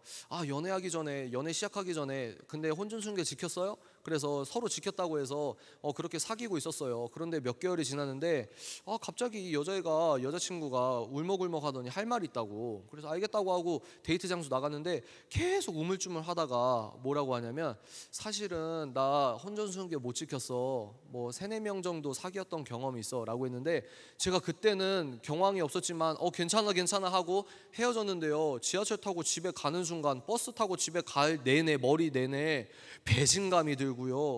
이상한 상상이 들고요. 마음이 너무 힘들고요. 그래서 결론이 뭐냐? 그 메일의 결론이 뭐냐? 책임 사장님, 진짜 제가 제 여자친구 과거를 알게 돼서 정도 좀 떨어지는 것 같고요. 헤어져도 될까요? 제가 뭐라고 답을 했을까요? 아이고 형제님, 조상님이 도왔습니다 이래요? 그게 아닙니다 여러분. 그게 아니에요. 그게 아니고 제가 이제 거칠게 표현을 할게요. 점잖게 썼죠. 상대가 이제 삐지면 안 되니까 점잖게 썼어요. 근데 이제 요지가 뭐냐면 핵심적으로 님, 야라고 하면 안 되니까 님, 네가 헤어지든 뭐 사귀든 그건 네 알아서 하고. 좋게 말한 겁니다. 이렇게 안 했어요. 이렇게 썼으면 걔가 캡처해서 올리겠지. 하여튼 님, 네가 헤어지거나 말거나 그건 네 알아서 하고. 야! 근데 이거 하나는 너 한 가지 확실하게 알아둬. 상대의 과거를 털어보니 현존 가치가 떨어져서 내가 헤어진다? 야! 근데 그건 기독교는 절대로 아니야. 그건 알고 헤어져. 이해가 되십니까? 여러분 여기서 이제 여기 캠프 온 친구들, 우리가 이 나중에 예수님 오셔가지고 마라나타 심판의 시뮬레이션을 해볼게요. 그래서 여러분들이 이제 다 오른편에 있다고 믿습니다. 아멘. 그래서 이제 시뮬레이션이에요. 예수님께서 영적인 아이패드를 갖고 와가지고 세계로교회 한 달형 캠프 참석한 사람들, 자 일렬로 서라. 예 주님. 그래서 일렬로 다 서는 거예요. 그래서 예수님이 이제 한 명 한 명 호명합니다. 영적 아이패드 들고. 그래서 한 명 딱 나와요. 그러면 얘가 어릴 때부터 성인까지 했던 죄가 다 나와. 대형 스크린에. 그래서 딱 이 죄가 나오니까 주님 저건 스킵해 주십시오. 10초. 주님 저건 진짜 민망합니다. 그래 주님이 체크하는 거죠. 야 이놈 봐라, 골 때리네. 야 너 믿음 좋은 코스프레 다 해놓고 야 모세 통해서 돌판에 박아놨잖아. 네 부모 공경하라고. 근데 너 부모님한테 이렇게 했어? 마이너스 5점. 야 너 책 읽는 사자 불러가지고 한 달 안에서 그렇게 얘기했잖아. 근데 너 미디어 컨텐츠를 통해서 이런 미혹을 계속 불려드렸어? 마이너스 5점. 계속 깎는 겁니다. 주님 이러고 계속 나오고 마이너스 5점 마이너스 5점. 천사가 꼴보기 싫게 주님 이 죄도 있습니다. 이 죄도 있습니다. 아이고 계속 가는 거예요. 계속. 마지막, 야 네 구원받기 전에 저기 지옥불에 불타고 있어요. 야 네 구원받으려면 천국 하나님 나라 가기 전에 마지막에 네 구원받으려면 한 5억 3천 정도 최소 금액이다. 너 돈 있냐? 주님 제가 아직 보험 4대 보험이 안 돼서 대출 한도가 그렇게 안 나옵니다. 정권이 대출을 막아놔서요. 그러면 너 종합적으로 검토하고 이제 판결하겠다. 너는 이것도 틀렸고 저것도 틀렸고 저것도 틀렸고. 너 모태신앙이고 뭐고 네가 장로고 뭐고 네가 청년회 회장이고 난 그건 모르겠고 너 과거를 털어보니 네 현존 가치가 떨어져서 네 구원은 내가 못 해주겠다. 정 떨어진다. 이래요? 여러분 우리 죄를 대속했다는 건 뭐냐면 생각을 해보세요. 낯설게 생각을 해보세요. 지옥이 실제 있고 천국이 실제 있다고 하면 얼마나 무섭습니까? 긍정적 의미든 부정적 의미든. 근데 그 하나님 나라를 가는 유일한 여건은 예수 그리스도를 믿는 믿음이에요. 그러니까 사탄의 궁극적인 목적은 여러분이 뭐 음란물 몇 번 더 보고 이게 아니라 그걸 통해서 궁극적으로 예수 그리스도를 믿는 믿음을 와해시키는 겁니다. 죄책감으로 시작하든 어떤 이유를 시작하든 교회를 점점 안 나가게 하는 거예요. 그러니까 제가 그 형제님한테 뭐라고 했어요? 과거를 털어보니 정 떨어져? 근데 예수님은 그렇게 구원을 안 주셨다는 거예요. 죄의 값을 치렀다는 건 뭐냐? 여러분이 태어나는 순간부터 여러분이 갚아야 될 돈이 3,000경이라고 해봅시다. 조 다음이 경이거든요. 여러분이 태어날 때부터 갚아야 될 돈이 3,000경이에요. 그거 평생 일해도 갚을 수 있어요, 없어요? 그러니까 우리가 갚을 수 없다는 개념이 엇비슷한 겁니다. 예수님께서 그 3,000경 그 이상의 내가 도저히 갚을 수 없는 죄값을 예수님께서 갚아주신 거예요.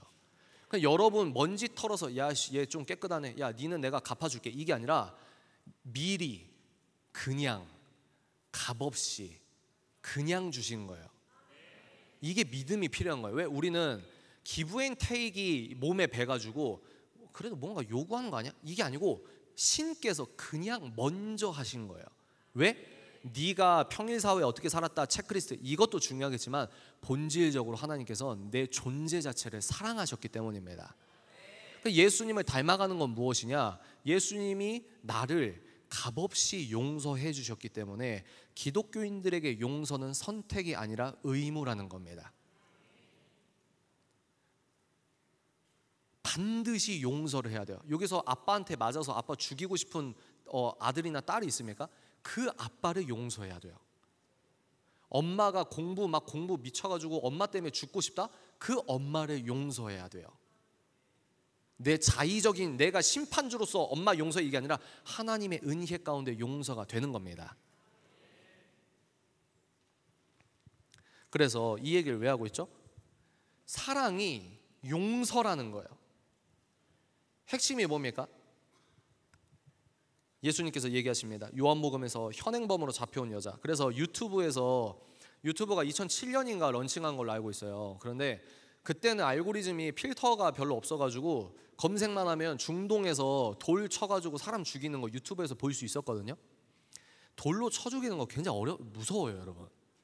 사람들이 이 돌 하나 계속 돌 던지는데 가운데 사람이 이렇게 쪼그리고 있어요. 누구 한 짱돌 하나 제대로 던져가지고 이 척추 뭐 몇 번이 터졌다고 해보세요. 사람이 그렇게 죽는 거예요. 현행범으로 끌려온 여자가 있습니다. 가늠한 여자가 사람들이 죽이려고 다 돌 들고 서 있어요. 예수님께서 뭐라고 하십니까? 너희 중에 죄 없는 자가 돌로 쳐라. 먼저 돌로 쳐라. 죄 없는 자가 너는 포심 직구로 던지고 너는 컵으로 던져라 이래요? 그게 아니고 예수님께서는 뭐예요? 그 사람들이 다 양심의 가책을 느끼고 다 갔습니다. 벌벌 떨고 있는 여인에게 예수님께서 뭐라고 합니까?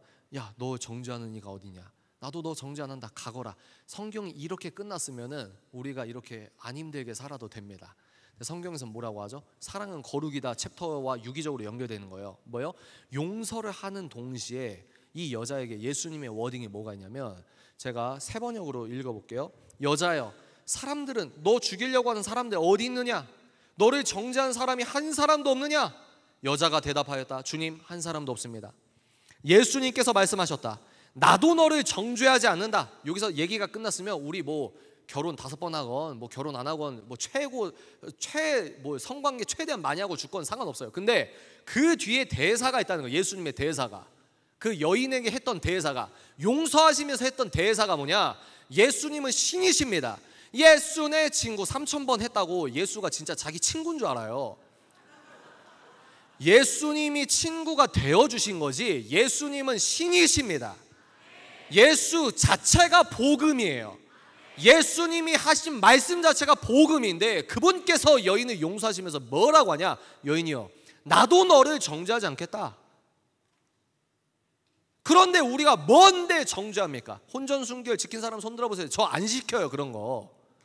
혼전순결 지키셨습니까? 정말 잘하신 겁니다.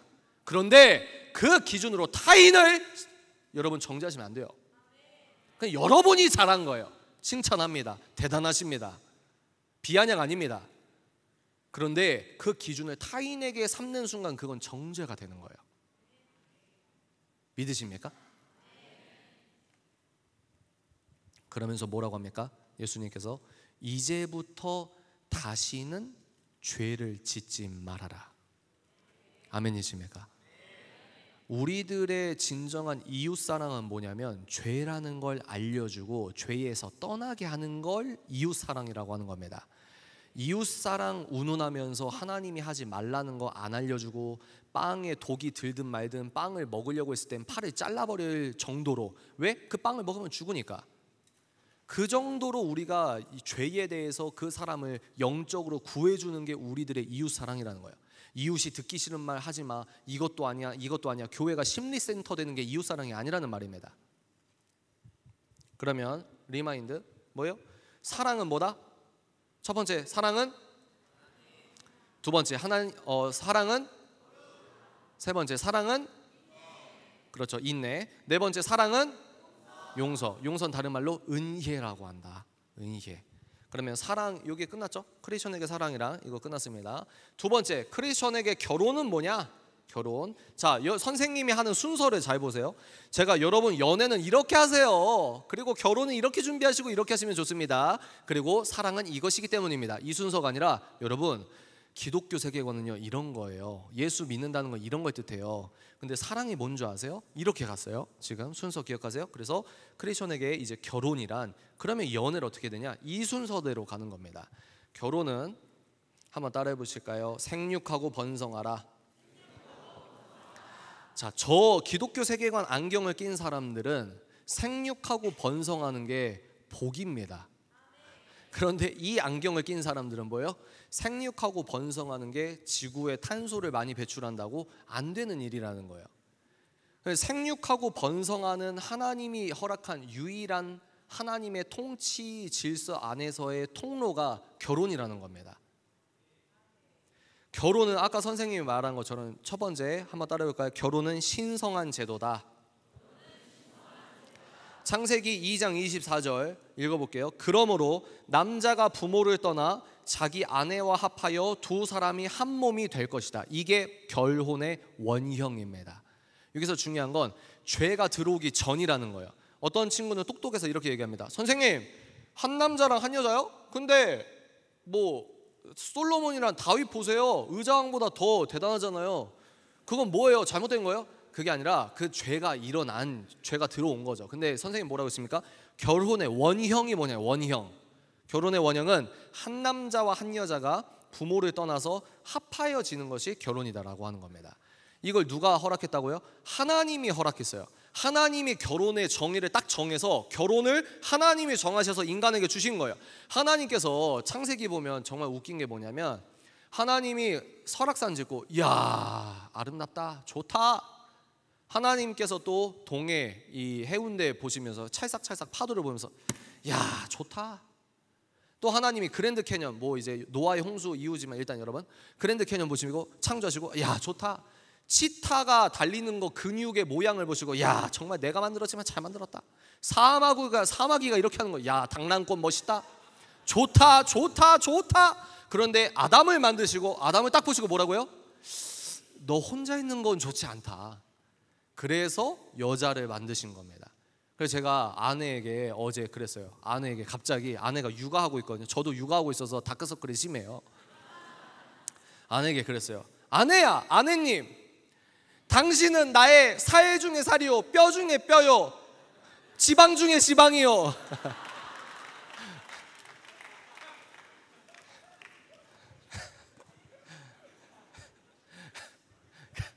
그래서 그 다음은 안 할게요. 셀룰라이트 중에 셀룰라이트요, 이건 안 할게요. 무슨 말이냐? 하나님께서 결혼의 시작이 뭐냐면 남자와 여자를 창조하시고 하나님이 결혼 줬다. 그럼 무슨 말이냐? 이 안경을 쓴 사람들은 만약에 하나님이 결혼이란 제도를 주신 게 맞다면 인간들이 결혼의 정의를 바꿀 수 있는 권리가 없다는 겁니다. 이해가 되세요? 결혼의 정의는 정해져 있는 거예요. 객관적으로 한 남자랑 한 여자가 하는 거예요. 아멘. 그래서 왜 그러냐? 결혼이 신성한 제도이기 때문이다 라고 하는 거죠. 두 번째 한번 따라 볼까요? 결혼의 주체는 하나님이다. 이 말은 뭐냐? 놀라지 마십시오. 이거 진짜 충격받을 텐데 결혼의 주인공, 결혼식의 주인공이 누군지 아세요? 하나님이에요.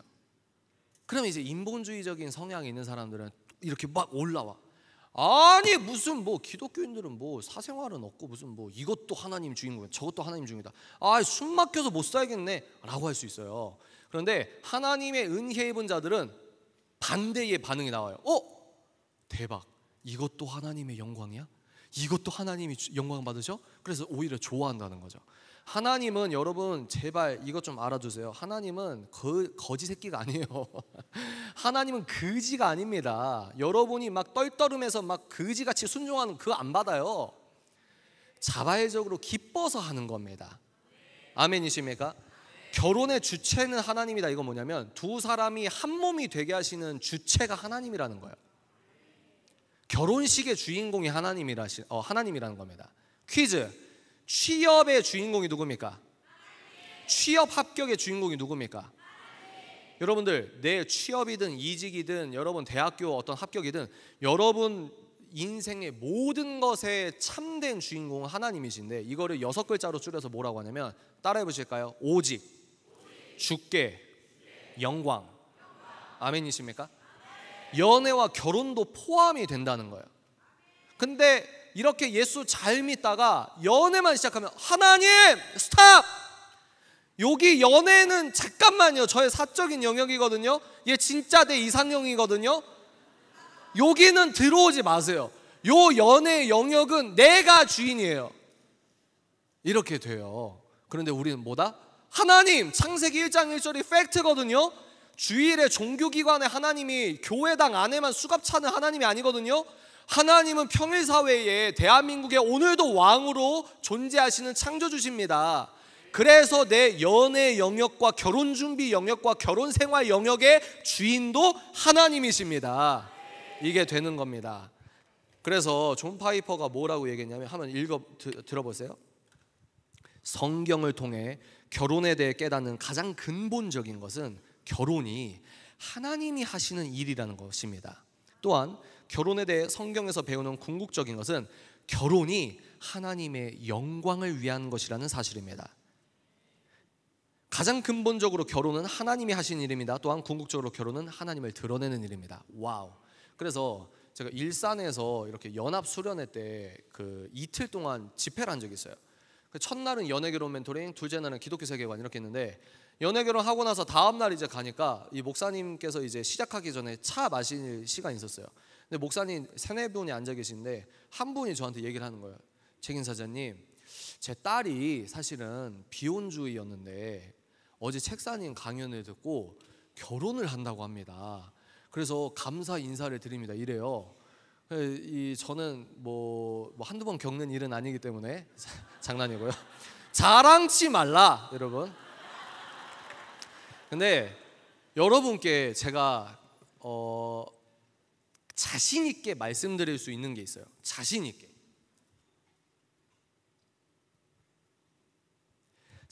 말씀드릴 수 있는 게 뭐냐면, 특히 여기 여자분들 잘 들어보세요. 결혼은 하고 죽으십시오. 아멘이십니까? 아니, 왜냐하면 우리에게 죽음은 천국으로 가는 문턱일 뿐이에요. 아멘이십니까? 저는 이런 의미에서 빨리 죽고 싶어요. 그래서 제가 운전하면서 천국을 너무 흠모하면서 진짜 천국 가고 싶다 이러니까 뒤에서 누나가 막 벌벌 떨었습니다. 하여튼 우리에게 죽음은 문턱입니다. 이런 의미에서 어차피 하나님 나라 가는 걸 전제해서 결혼은 해보고 죽어야 돼요. 왜 그러냐? 너무 행복합니다. 이게 연기가 아니에요. 여러분 정말 이거 여러분 진짜로 결혼 13년 차 유부남, 제가 연애를 6년 했습니다. 대학교 2학년 때 대학교 1학년인 아내를 만나가지고 연애하고 결혼하고 13년, 그러니까 연애까지 하면 나이는 어린데 한 20년 돼요. 같이 있은 지가. 결혼을 했는데 너무 행복하고 너무 좋아요. 물론 안 다투는 건 아닙니다. 근데 너무 행복해요. 근데 단 조건이 있습니다. 이건 이제 연애 때 말씀드릴 건데 한번 따라해 볼까요? 신앙관이 비슷해야 된다. 이건 이제 나중에 후수로 하기로 하고요. 그리고 두 번째 한번 따라해 보실까요? 육아는 하고 죽자. 와, 선생님이 결혼 11년 차인가요? 벌써 그렇게 됐네. 결혼 11년 차에 자연 임신으로 쌍둥이를 임신했었습니다. 과거형이죠. 그래서 이제 제가 쌍둥이 아빠가 될 거라는 생각 자체를 안 했어요. 근데 이제 의사가 태어나서 처음 듣는 말이죠. 산부인과 처음 가고. 그러니까 뭘 보더니 임신했네요. 그래서 야, 근데 잠깐만요. 난황이 2개네요. 그게 무슨 말인지 몰라요. 그게 뭐예요? 그러니까 쌍둥이요 이래요.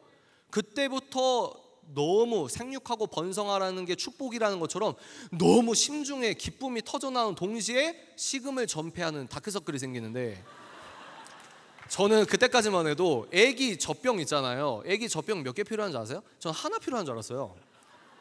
근데 여러분, 근데 6개 7개요. 근데 제가 머리를 굴려보니까 근데 모든 게 떠버리면은 이게 되나? 그때 당시 저희가 실평수 9평짜리 투룸에 살았거든요. 야, 이게 쌍둥이를 키울 수 있나? 근데 아내 직장이랑 이 아내가 직장을 다닐 때 멀리 다니는 걸 못 해요. 근데 아내 직장이 하필 강남이에요. 그래서 이걸 어떻게 하지? 이게 서울에서는 깨끗하고 그런 집 절대 못 살아요. 그러자니 나가자니 또 이게 걸리고 저게 걸리고, 또 정기검진 갈 때 심장 소리 들으면 와 진짜 너무 기쁘다. 야 뭔가 설명이 안 되지만 너무 기뻐. 내 새끼야 내 새끼. 그리고 이제 가면은 이제 부동산 어플 보고 주여 이러는 거예요. 근데 이제 8주 9주 차 때 심장 소리 듣게 하려고 저희 시부모님 같이 모시고 갔어요. 근데 책사 네 눈치 없게 그 시부모랑 이 아내 불편해. 그런 걱정 안 하셔도 됩니다. 저보다 시부모님이랑 친해요. 그래서 시부모님이랑 같이 갔는데 간호사가 당황을 하는 거예요. 근데 저희는 화면으로 봐도 몰라요. 이제 처음이니까 저게 뭔지 몰라요. 보고도 몰라요. 근데 간호사 당황하더니 잠깐만요, 부모님 나가 계시고요. 의사를 부르는 거예요. 의사를 불러서 오시더니 의사가 아이고 우리 쌍둥이 녀석들 잘 있나 하고 화면을 보는 내가 아니고 이러면서 결론 두 쌍둥이 두 놈의 심장이 멎었습니다. 나중에 염색체 검사를 해서 걔네들이 이제 아들이란 걸 알았어요. 그러니까 근데 이 드라마 대사가 진짜로 유효한 게 뭐냐면 시간을 되돌리고 싶더라고요. 이게 시간을 되돌리고 싶어요. 저는 약간 MBTI에서 T를 담당하고 있어서 눈물이 안 날 것 같은데, 8주 9주 차면 솔직히 많이 된 것도 아니잖아요. 근데 슬퍼요 되게. 전 처음 알았어요. 그러면 끝이 아니고 여자 산모의 건강을 위해서 이 아기집을 꺼내야 된대요. 그 수술을 빨리 해야 된대요. 그걸 소파술이라고 하더라고요. 소파술을 하는데 아내가 막 아내 울고 난리가 났죠. 슬프니까. 오전에는 우리도 기쁘게 왔는데 이제 수술하기 전에 1인실에 입원해서 소파술하기 전에 대기하고 있을 때 밖에서는 간호사와 다른 산모와 아기가 웃는 소리가 들립니다. 우린 죄를 진 것도 아닌데 우리가 뭔가 잘못된 것 같아. 너무 슬픈 거야. 저기는 애기 울음소리, 웃음소리, 간호사와 산모가 웃는 이야기 소리. 수술대를 가니까 나중에 아내 말을 들어보니까 수술대가 십자가 모양이잖아요. 이게 예수님을 믿어도 멘탈이 부서질 것 같다는 거예요. 그때 아내랑 제가 아내 수술하고 나서 집에 와가지고 그때 자정쯤에 아내랑 저랑 이 식탁에서 그 예배 드렸습니다. 아내야 예배 드리자. 슬플 때도 기쁠 때도 예배를 드려야 된다. 그래서 아내 소파수랑 그날 저녁에 예배 드렸습니다. 울면서. 그러면서 제가 다짐한 게 있어요. 우리 대한민국 기독교 청년들에게 반드시 알리리라. 뭘? 성경적인 성 가치관을 알리리라. 성관계는 아이가 생기는 것이다. 22주 이전에는 인간이 아니어서 죽이는 게 인권은 절대로 아니다. 8주 9주도 내 새끼예요. 저 유부남인데도 남자니까 그런 거 관심 없었어요. 그냥 책으로 보고 22주 이전은 이거 안 되는 거구나 밑줄 쳤는데 내 새끼 그렇게 죽는 거 보니까 22주 이전에는 애가 아니어서 죽여도 되는 게 인권? 소름이 돋는 거죠. 소름이.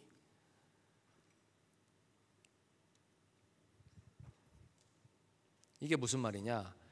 이 얘기를 왜 해드렸냐면 너무 진지해졌는데요. 결혼을 해보니까 다시 너무 좋다는 거예요. 슬플 때나 기쁠 때나 항상 예수 그리스도 안에서 나의 편이 돼서 내 심정을 이해하고 나와 함께 토로할 수 있는 이 배우자가 있는 게 얼마나 큰 축복인지 모릅니다.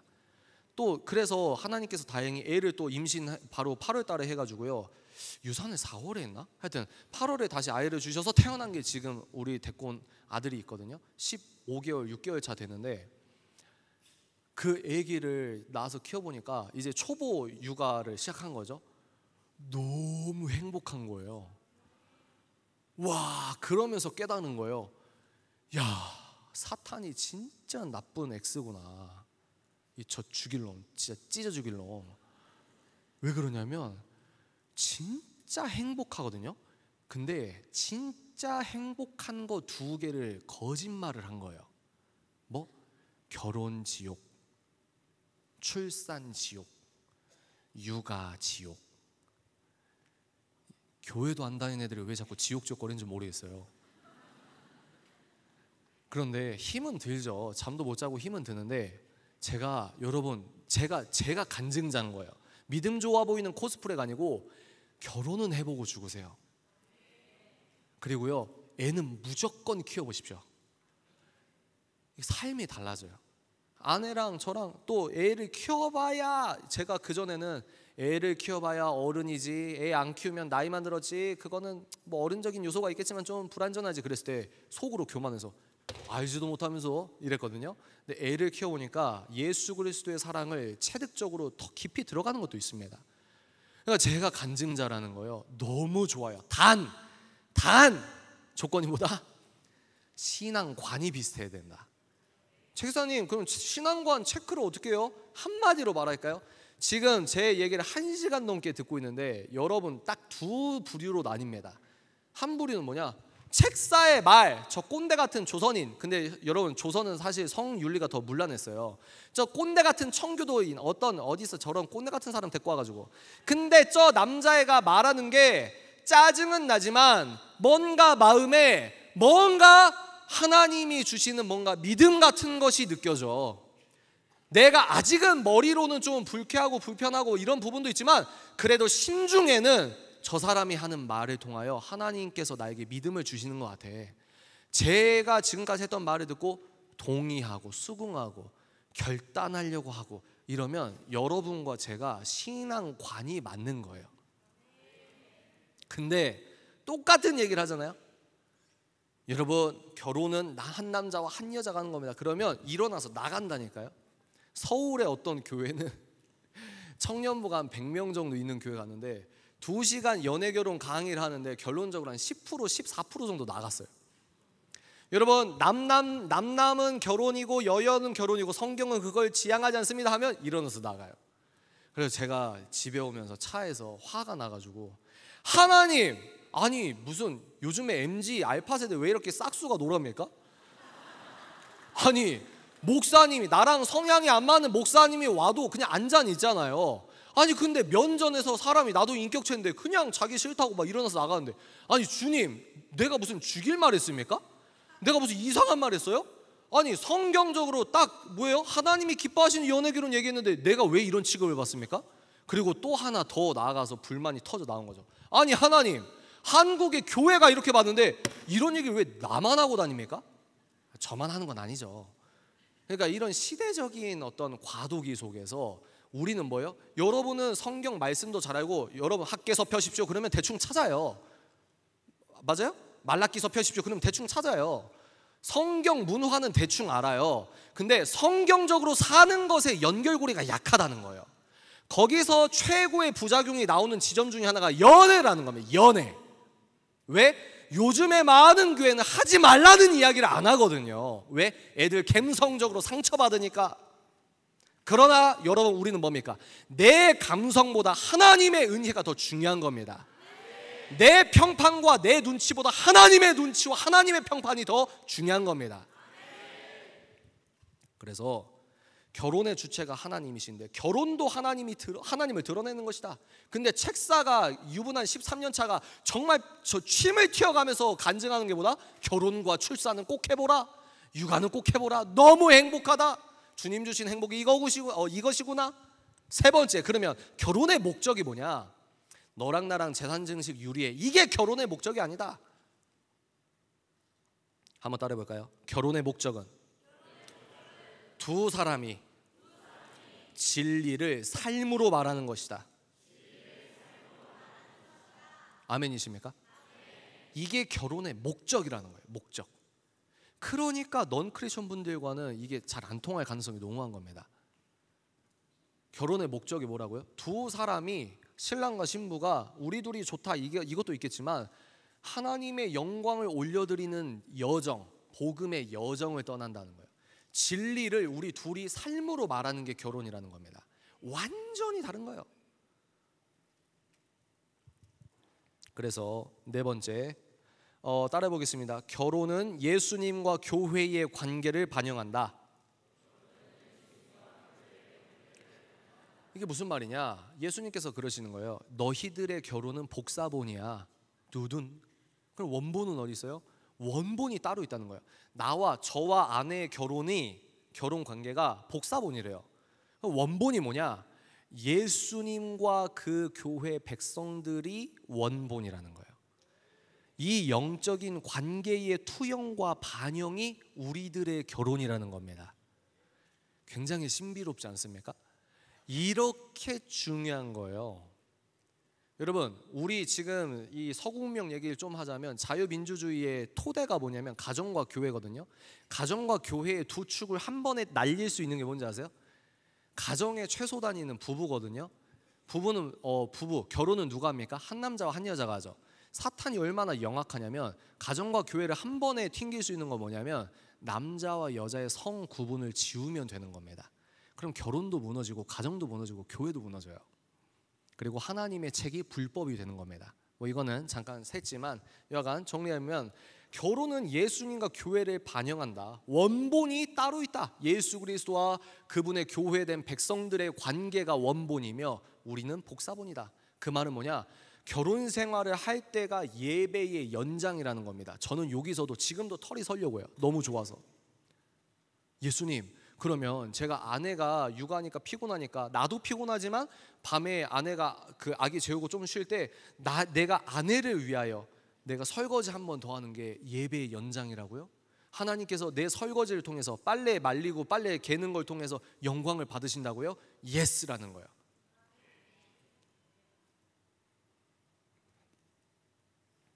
여기까지 결혼이었습니다. 빨리빨리 넘어가겠습니다. 여러분 20분 남았는데 20분 참으세요. 인생 바뀝니다.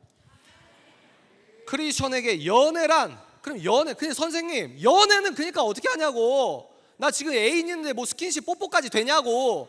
그걸 말해달라고요. 저는 뭐라고 답할 겁니까? 그걸 말 안 할 거라고.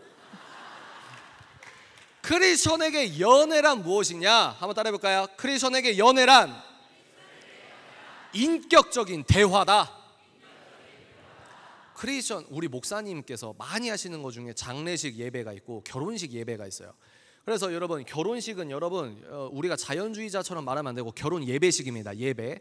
근데 크리스천들이 목사님 저 결혼해요. 제 진짜 확실한 짝을 찾았어요. 하나님 영광 받으세요. 너무 좋습니다 하고 목사님 줄에 서주세요. 날짜 이때 되세요. 아 진짜 너무 감사합니다 하고 갔어요. 근데 주례를 설 때는 서로 이제 눈에 꿀이 떨어져요.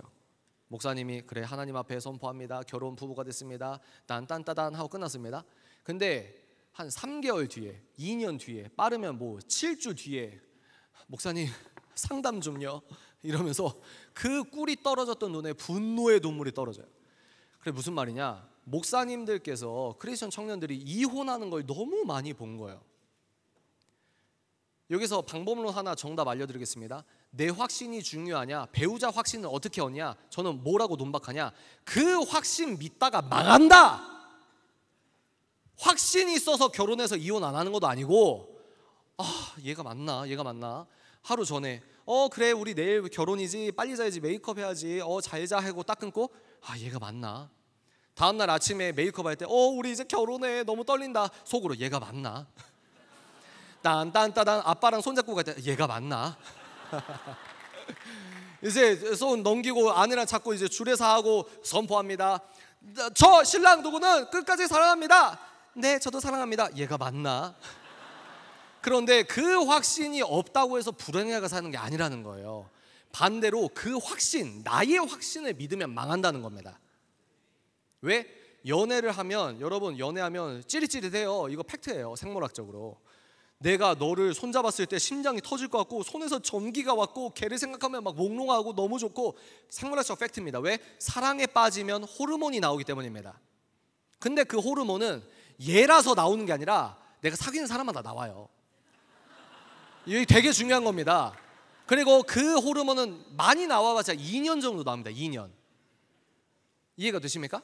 근데 내가 호르몬에 도취돼서 감정의 지배를 받으면 얘를 객관적으로 어떻게 평가를 하냐고요. 호르몬에 취해서 뭐요? 내 확신, 얘 진짜 대박이야. 나 전 남친은 일본의 심장 최고 기록이 120번이었는데 얘랑 뽀뽀할 때 140번 뛰었어. 얘가 진짜야. 그 나의 확신과 나의 어떤 생물학적 어떤 확신과 그 패턴으로 가면 안 돼요. 왜? 결혼은 평생 같이 사는 거예요. 그래서 내 확신, 내 감정적 확신이 아니라 움직이지 않는 텍스트를 기준으로 사귀어야 된다 이 말이에요. 여기서 이제 연애란 인격적 대화다. 뭐냐? 얘랑 내가 비슷한 신앙관인지 아닌지를 얘기를 하라는 거예요. 얘기가 데이트라는 거예요. 우리 애인끼리 오사카 가든 후쿠오카 가든 3박 4일 목사님과 전도사님한테 뻥치고 가고 이게 데이트가 아니고, 데이트가 뭐냐면 뭐예요? 얘랑 내가 비슷한 하나님을 믿느냐, 그리고 대화하는 겁니다. 그러면 하나님께서 기뻐하시는 연애는 어떻게 알아요? 걔랑 사귀면 사귈수록 나의 예배자의 일상성이 잘 지켜지고 예수님과 나와의 관계가 성장하는 게 기뻐하시는 연애예요. 근데 무너지는 연애는 뭐냐면 얘랑 사귀면 사귈수록 예배자의 일상성이 무너지는 겁니다. 그래서 저는 결혼을 했지만 여러분 잘 들으세요. 제가 결혼 유부남으로서 말합니다. 제 아내가 엄청 예쁘고 귀엽게 생겼어요. 나중에 찾지 마세요. 부담스러우니까. 제 아내가 엄청 귀엽고 예쁜데요, 잘 들으세요. 저는 아내보다 예수님을 더 사랑해야 하는 겁니다. 제가 아들 낳기 전에, 자식 낳기 전에는 자식을 위해서 부모가 목숨 버릴 때 이 고민이 좀 필요한 것 같은데, 난 내 인생도 중요한데 자식을 위해서 죽을 수 있을까? 내가 할 일이 얼마나 많은데. 근데 막상 자식을 낳으니까 이거는 고민할 필요가 없어요. 얘를 위해서는 무조건 죽을 수 있어요. 근데 아들보다 예수 그리스도가 더 중요한 거예요. 내가 아들과 아내보다 예수 그리스도를 더 사랑할 때의 온전한 가족의 질서가 회복이 되는 겁니다. 하물며 유부남도 이렇게 말하는데, 애인인데 여러분이 뭐하러 걔한테 간쓰게 다 빼주고 우리 하면서 뭐요? 여러분 결혼에도 이 1대1 관계, 예수님과의 관계가 결혼했을 때는 이제 영적 신비와 하나님의 어떤 허락하심의 레벨이 좀 달라지는 부분이 있지만, 연애할 때 여러분의 주어가 뭐든지 우리가 되면 안 된다는 얘기를 하는 거예요. 사귀기 전에 혼전순결 체크하자. 그거 뭐하러 말합니까? 이게 거짓말을 종용하는 거예요? 유리컵처럼 여러분 속에 뭐가 보이는지 맑게 보이는 거는 순결한 게 아니고 순박한 거예요. 복에 담은 질그릇이라고 하지 않습니까? 여러분과 하나님과의 그 깊은 서사를 내가 얘를 몇 개월 봤다고 얘한테 뭐 다 퍼줘요. 나중에 그것으로 상처받는 거예요. 하물며 배우자와도 여러분 이거 말해줄까 말까 시간이 없는데, 여러분 연애 상대를 연애를 하면서 이 사람과 내가 어떤 사람이지, 넌 어떤 사람인지 볼 때 핵심 한 가지만 말씀드리도록 하겠습니다. 얘의 진짜 배기가 어디서 나오냐? 이 사람이 가족에게 하는 걸 보면 됩니다. 진짜 영적 고수들은요, 가장 가까이 있는 사람에게 건강한 긴장과 균형을 끝까지 유지하려고 합니다. 그게 진짜 내공이 있는 사람이에요. 근데 아니에요. 우리 오빠는요, 그 엄마한테 통화할 때 들어보면 엄마, 그거 하지 말랬잖아. 진짜 놀랬지 이래요. 저를 진짜 사랑하는 것 같아요. 저를 진짜 사랑해요. 저한테는 인격적으로 대해줘요. 그러면 저는 뭐라고 합니까? 야, 네 결혼하면 엄마한테 한 걸 너한테 해. 이해가 되세요? 가족에게 하는 것, 가장 가까이 있는 사람을 어떻게 대하느냐, 이게 중요한 겁니다. 예수님이 진짜 배기가 뭐냐면 3년 동안 동고동락했을 때 유다가 갑자기 유튜브 파요. 베드로가 유튜브 팝니다. 예수 제자 3년 공생에 같이 다닌 베드로 폭로. 예수님 공적 설교 따로 모닥불 피우면서 이렇게 얘기했다. 예수님 설교 때 이렇게 했는데 이렇게 우리에게 갈궜다, 갑질했다. 근데 예수님은 정말로 얼마나 신이시고 사랑이시냐면 3년 동안 동고동락을 했을 때에 더 고백이 나오는 겁니다. 이분은 주님이시구나. 마찬가지예요. 나와 가장 가까이 있는 사람을 어떻게 대하느냐, 이런 것들이 주요 포인트가 될 수 있겠습니다. 다시 돌아와서 인격적인 대화다. 그 얘와 내가 어떻게 대화를 해야 되냐. 핵심, 연애의 핵심은 뭐냐? 따라 볼까요? 마태복음 6장 33절. 따라하세요. 마태복음 6장 33절. 뭡니까? 얘와 연애할 때 뭘 봐야 되냐면, 얘는 진짜 아닌데. 책사님 강의 들어서 아멘 은혜 받았어요. 근데 책사님 그래도 제가 설레여야 되잖아요. 이런 분들이 많아요. 근데 제가 말하잖아요. 그 설렘 따라가면 망한다고. 근데 제가 설레어야 되잖아요. 제가 뭐라고 합니까? 저는 뭘 적극 추천하냐면, 건강한 교회에서 나와 신앙적인 얘기가 잘 통하는 그 이성 사람 친구가 되게 좋은 배우자감입니다. 그러면 여자분들이 소름을 막 하면서, 책사님 걔랑 키스하는 상상하니까 털이 서요. 설레어야 되잖아요. 이목구비가 좀 있어야 되잖아요. 근데 제가 말하는 거예요. 그거 따라가면 망한다니까요. 망해. 제발 말 좀 들어요.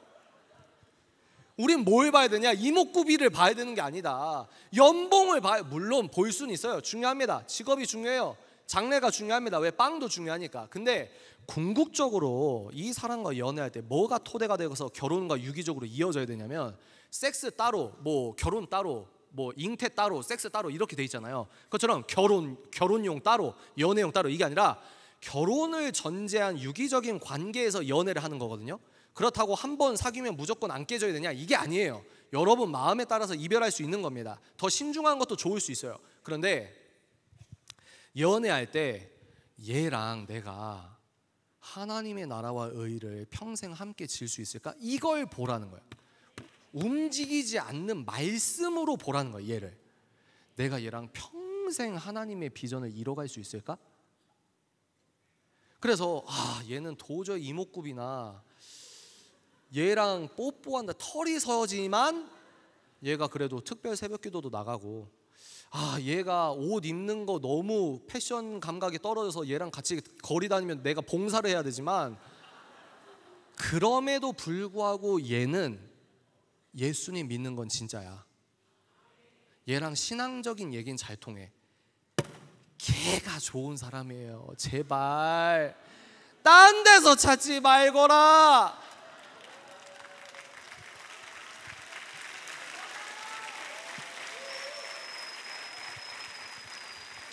이렇게 박수치면서 그래도 그러지 말라고요. 물론 교회 친구랑 무조건 사귀고 결혼해라 이건 아닌데, 내 진지한 배우자 후보 중에 그 친구는 굉장히 귀한 친구라는 거예요. 매주 본다고 덜 떨어진 애가 아니고 매주 보는데 매우 귀중한 친구라는 겁니다. 이해가 되십니까? C.S. 루이스나 팀 켈러나 우정부터 시작하는 결혼을 칭찬했습니다. 그러니까 친구 같은 관계가 설레지 않는데 그게 여러분 속는 거일 수 있다는 거예요. 꼭 기억하십시오. 그래서 결론, 그러나 개인적으로는 10대 때는 연애를 권장하지 않는다고 말씀을 드렸죠. 그러면 아무도 안 가르쳐주는 연애보다 더 중요한 게 뭐냐? 여러분 지금은 뭐 미디어나 생성형 인공지능이나 뭐 미래의 여파가 어떻게 되냐 이런 거를 말하는 시간은 아니니까, 지금 10대들이요, 지금 20대는 결혼 준비하십시오. 저는 제 아들을 20대 초중반에 결혼시킬 각오를 하고 있어요. 그리고 제 아들이 클 때는 대학교라는 게 의미가 없어질 가능성이 크기 때문에 제 아들은 대학을 안 보낼 가능성이 큽니다. 일단은 제 아들도 20대 초중반에 결혼시킬 거거든요. 그리고 제가 그렇게 결혼해서 너무 행복했기 때문에 비슷한 신앙관을 갖고 있는 사람들은 20대 중반에 결혼하는 걸 추천하는 편입니다. 그러니까 20대들 있으면 그렇게 여러분들이 진지하게 골똘하게 묵상을 해보시고 도전을 해보시고, 10대 친구들은 지금 학부모로서 말씀드립니다. 공부할 때요.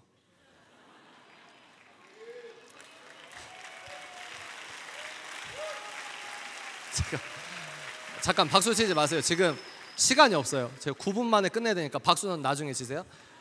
공부할 때다. 공부 제발. 그래서 제가 제 집 근처에 대안학교 다니는데 그 대안학교 선생님으로 일주일에 한 번씩 하거든요. 그 학교의 룰이 뭐냐면 10대 때 연애를 금지한대요. 근데 그게 불가능하지 않다는 거예요. 근데 여러분들이 지금은 연애할 때가 아니라 그 모든 에너지로 예수님 찬양하는 동시에 뭘 해야 되냐? 공부를 해야 되는데, 여기서 공부는 학교에서 하는 공부 플러스, 여기 우남 학교처럼 훌륭한 학교에서 하는 공부 플러스 뭘 해야 되냐? 따라해볼까요? 종이 성경책을 읽어라. 두 번째, 온전한 기독교 세계관에 의거해서 따라해볼까요? 독서와 글쓰기에 매진하라. 세 번째, 기도에 올인하라.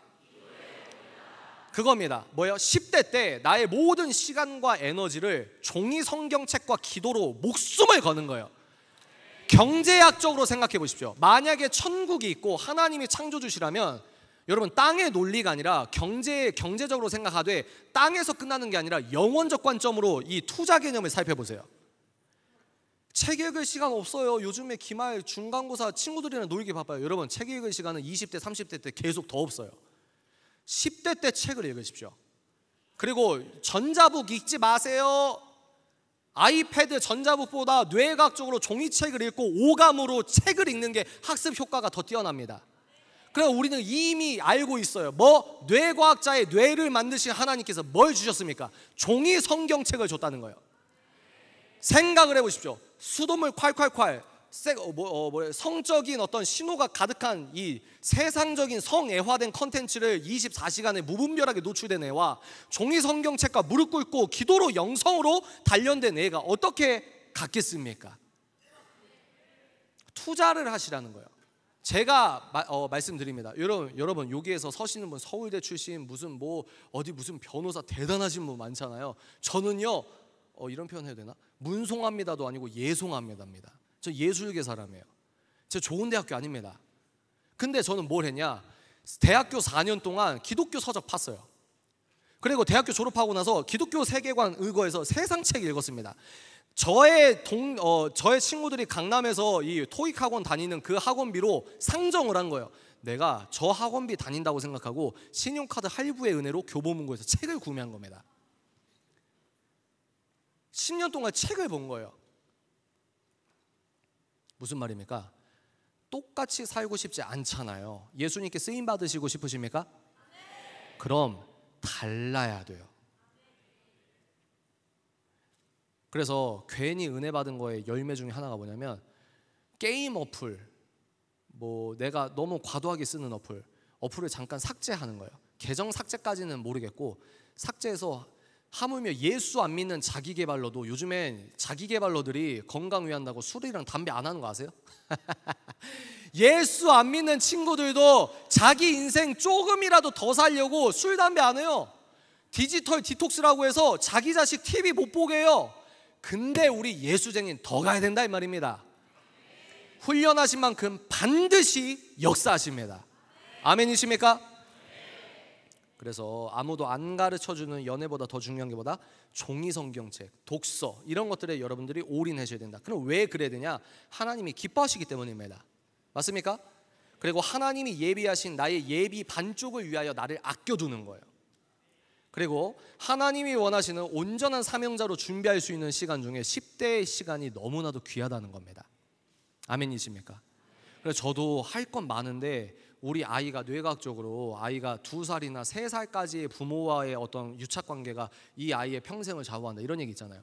그래서 아이에게도 제가 편하려면 아이패드 주고 스마트폰 줘야 되는데, 제가 책을 읽는 사람이니까 저 스스로에게 선포하는 거예요. 집에서, 식탁에서 마음이 약해질 때마다, 하온아 절대 스마트폰 안 돼. 이건 하온이한테 하는 얘기가 아니고 저한테 하는 얘기죠. 절대 안 돼. 절대 너 초등학교 중학교까지 절대 안 돼. 너 부모 잘못 만났어. 미안한데 네 아빠가 책사야. 넌 절대 미디어 스마트폰 안 돼. 계속 제가 얘기하는 거예요. 그것처럼 여러분들도 스스로에게 선포할 필요성이 있겠다. 마지막 거룩한 연애 결혼을 할 수 있는 단 하나의 비밀 열쇠가 뭘까요? 백문일답 오직, 한번 따라해 볼까요? 예수 그리스도. 이런 강연을 요즘에 공개적인 자리에서 하면, 이런 강연 발췌해서 방송국에 나오면 저는 하루아침에 쓰레기 됩니다. 이해가 되세요? 10대 애들이 어떻게 살고 있는데 요즘에. 근데 그거 알아요. 아는데 왜 이런 위험한 이야기를 하고 다닐까요? 왜 그럴까요? 예수님을 만났기 때문입니다. 저는 창세기 1장 1절이 사실이라고 믿습니다. 이 우주를 나의 하나님이 창조했다고 믿습니다. 동시에 나의 예수님의 부활은 역사적인 사건이라고 믿습니다. 그리고 그 예수님을 저는 만났다는 거예요. 그러면요, 여기서 핵심이 나오거든요. 만나잖아요. 잘 들으세요. 맨 뒤에 계신 분들도. 엄마 때문에 억지로 온 친구들 있잖아요. 잘 들어요. 이거 하나만 남으면 돼요. 예수님을 진짜 만나면 안 시켜도 그렇게 삽니다. 그게 핵심입니다. 예수님을 믿는다고 주장하는 사람들이 정신박약자다? 전 세계에서 예수 믿는 사람 20억 명이 넘는데 그 사람들이 정신의학적으로 이상한 사람이라는 걸 그쪽에서 증명해야 돼요. 증명 못합니다. 예수 믿는 사람이 이상한 사람이다? 미국 부통령, 펜스 부통령부터 정신 이상자입니까? 여러분을 비아냥대시는 분들은 미안하지만 하물며 같은 유신론자인 무슬림 앞에서는 그렇게 비아냥 못 됩니다. 무슨 얘기를 하는 거냐? 용기를 가지시고 확신에 거하셔서 예수 그리스도를 만나라는 거예요. 만나면 안 시켜도 거룩하게 살려고 합니다. 설령 내가 그 길을 가면서 또 넘어지고 99번 넘어지고 정말 하나님께 눈치 보여서 염치가 없어가지고 야, 너 그 캠프 갔는데 아이고 내가 너 얼마나 가나 봤다. 3주 뒤에 너 또 그거 검색하고 있냐? 이게 아니에요. 하나님께서 믿음이 뭐냐? 뻔뻔함의 친구가 믿음입니다. 100번 넘어져도 다시 예수님 사랑하는 그 믿음으로 예수님 다시 예수 보혈 의지합니다. 나 살려주십시오. 이게 우리들의 믿음이라는 겁니다. 그래서 정리하겠습니다. 예수님을 깊이 만나십시오. 그럼 안 시켜도 거룩하게 삽니다. 이 시대가 얼마나 악해졌는지 여러분, 지금은 한 남자와 한 여자의 거룩한 연애를 하고 결혼을 하는 그 자체가 선교 사역이 되었습니다. 이런 강연을 하면은 사회적인 차별을 조장하는 선동가가 된다는 취급을 받는 시대입니다. 그러나 우리는 내가 하나님의 기적의 입증자로서 하나님의 거룩한 연애와 결혼을 견지하며 애를 쓰며 같이 걸어가며 은혜 안에 거하며 그렇게 연애하고 거룩하게 결혼을 하는 그 자체가 이 대한민국을 썩지 않게 하는 소금과 빛의 선교 사역이라고 하는 겁니다. 아멘이십니까? 잘 하실 수 있겠어요? 아멘. 동시에 못합니다. 그래서 철저히 우리는 하나님 도와주십시오. 은혜를 간구해야 되는 겁니다. 예수님께서 뭐라고 하셨죠? 만나달라고 하시면 만나주십니까? 반드시 만나주십니다. 여러분 고3 때 대학교 고민했던 그 노력의 20%만 해가지고 이번 캠프에 예수님 만나주십시오. 살아계시다면 만나주십시오. 저 남자가 핏대 세우고 있다는데 주여 부모님의 예수님이 아니라 나의 예수님이 있다면 만나주십시오. 분명히 만나실 예수님을 찬양합니다. 기도하겠습니다.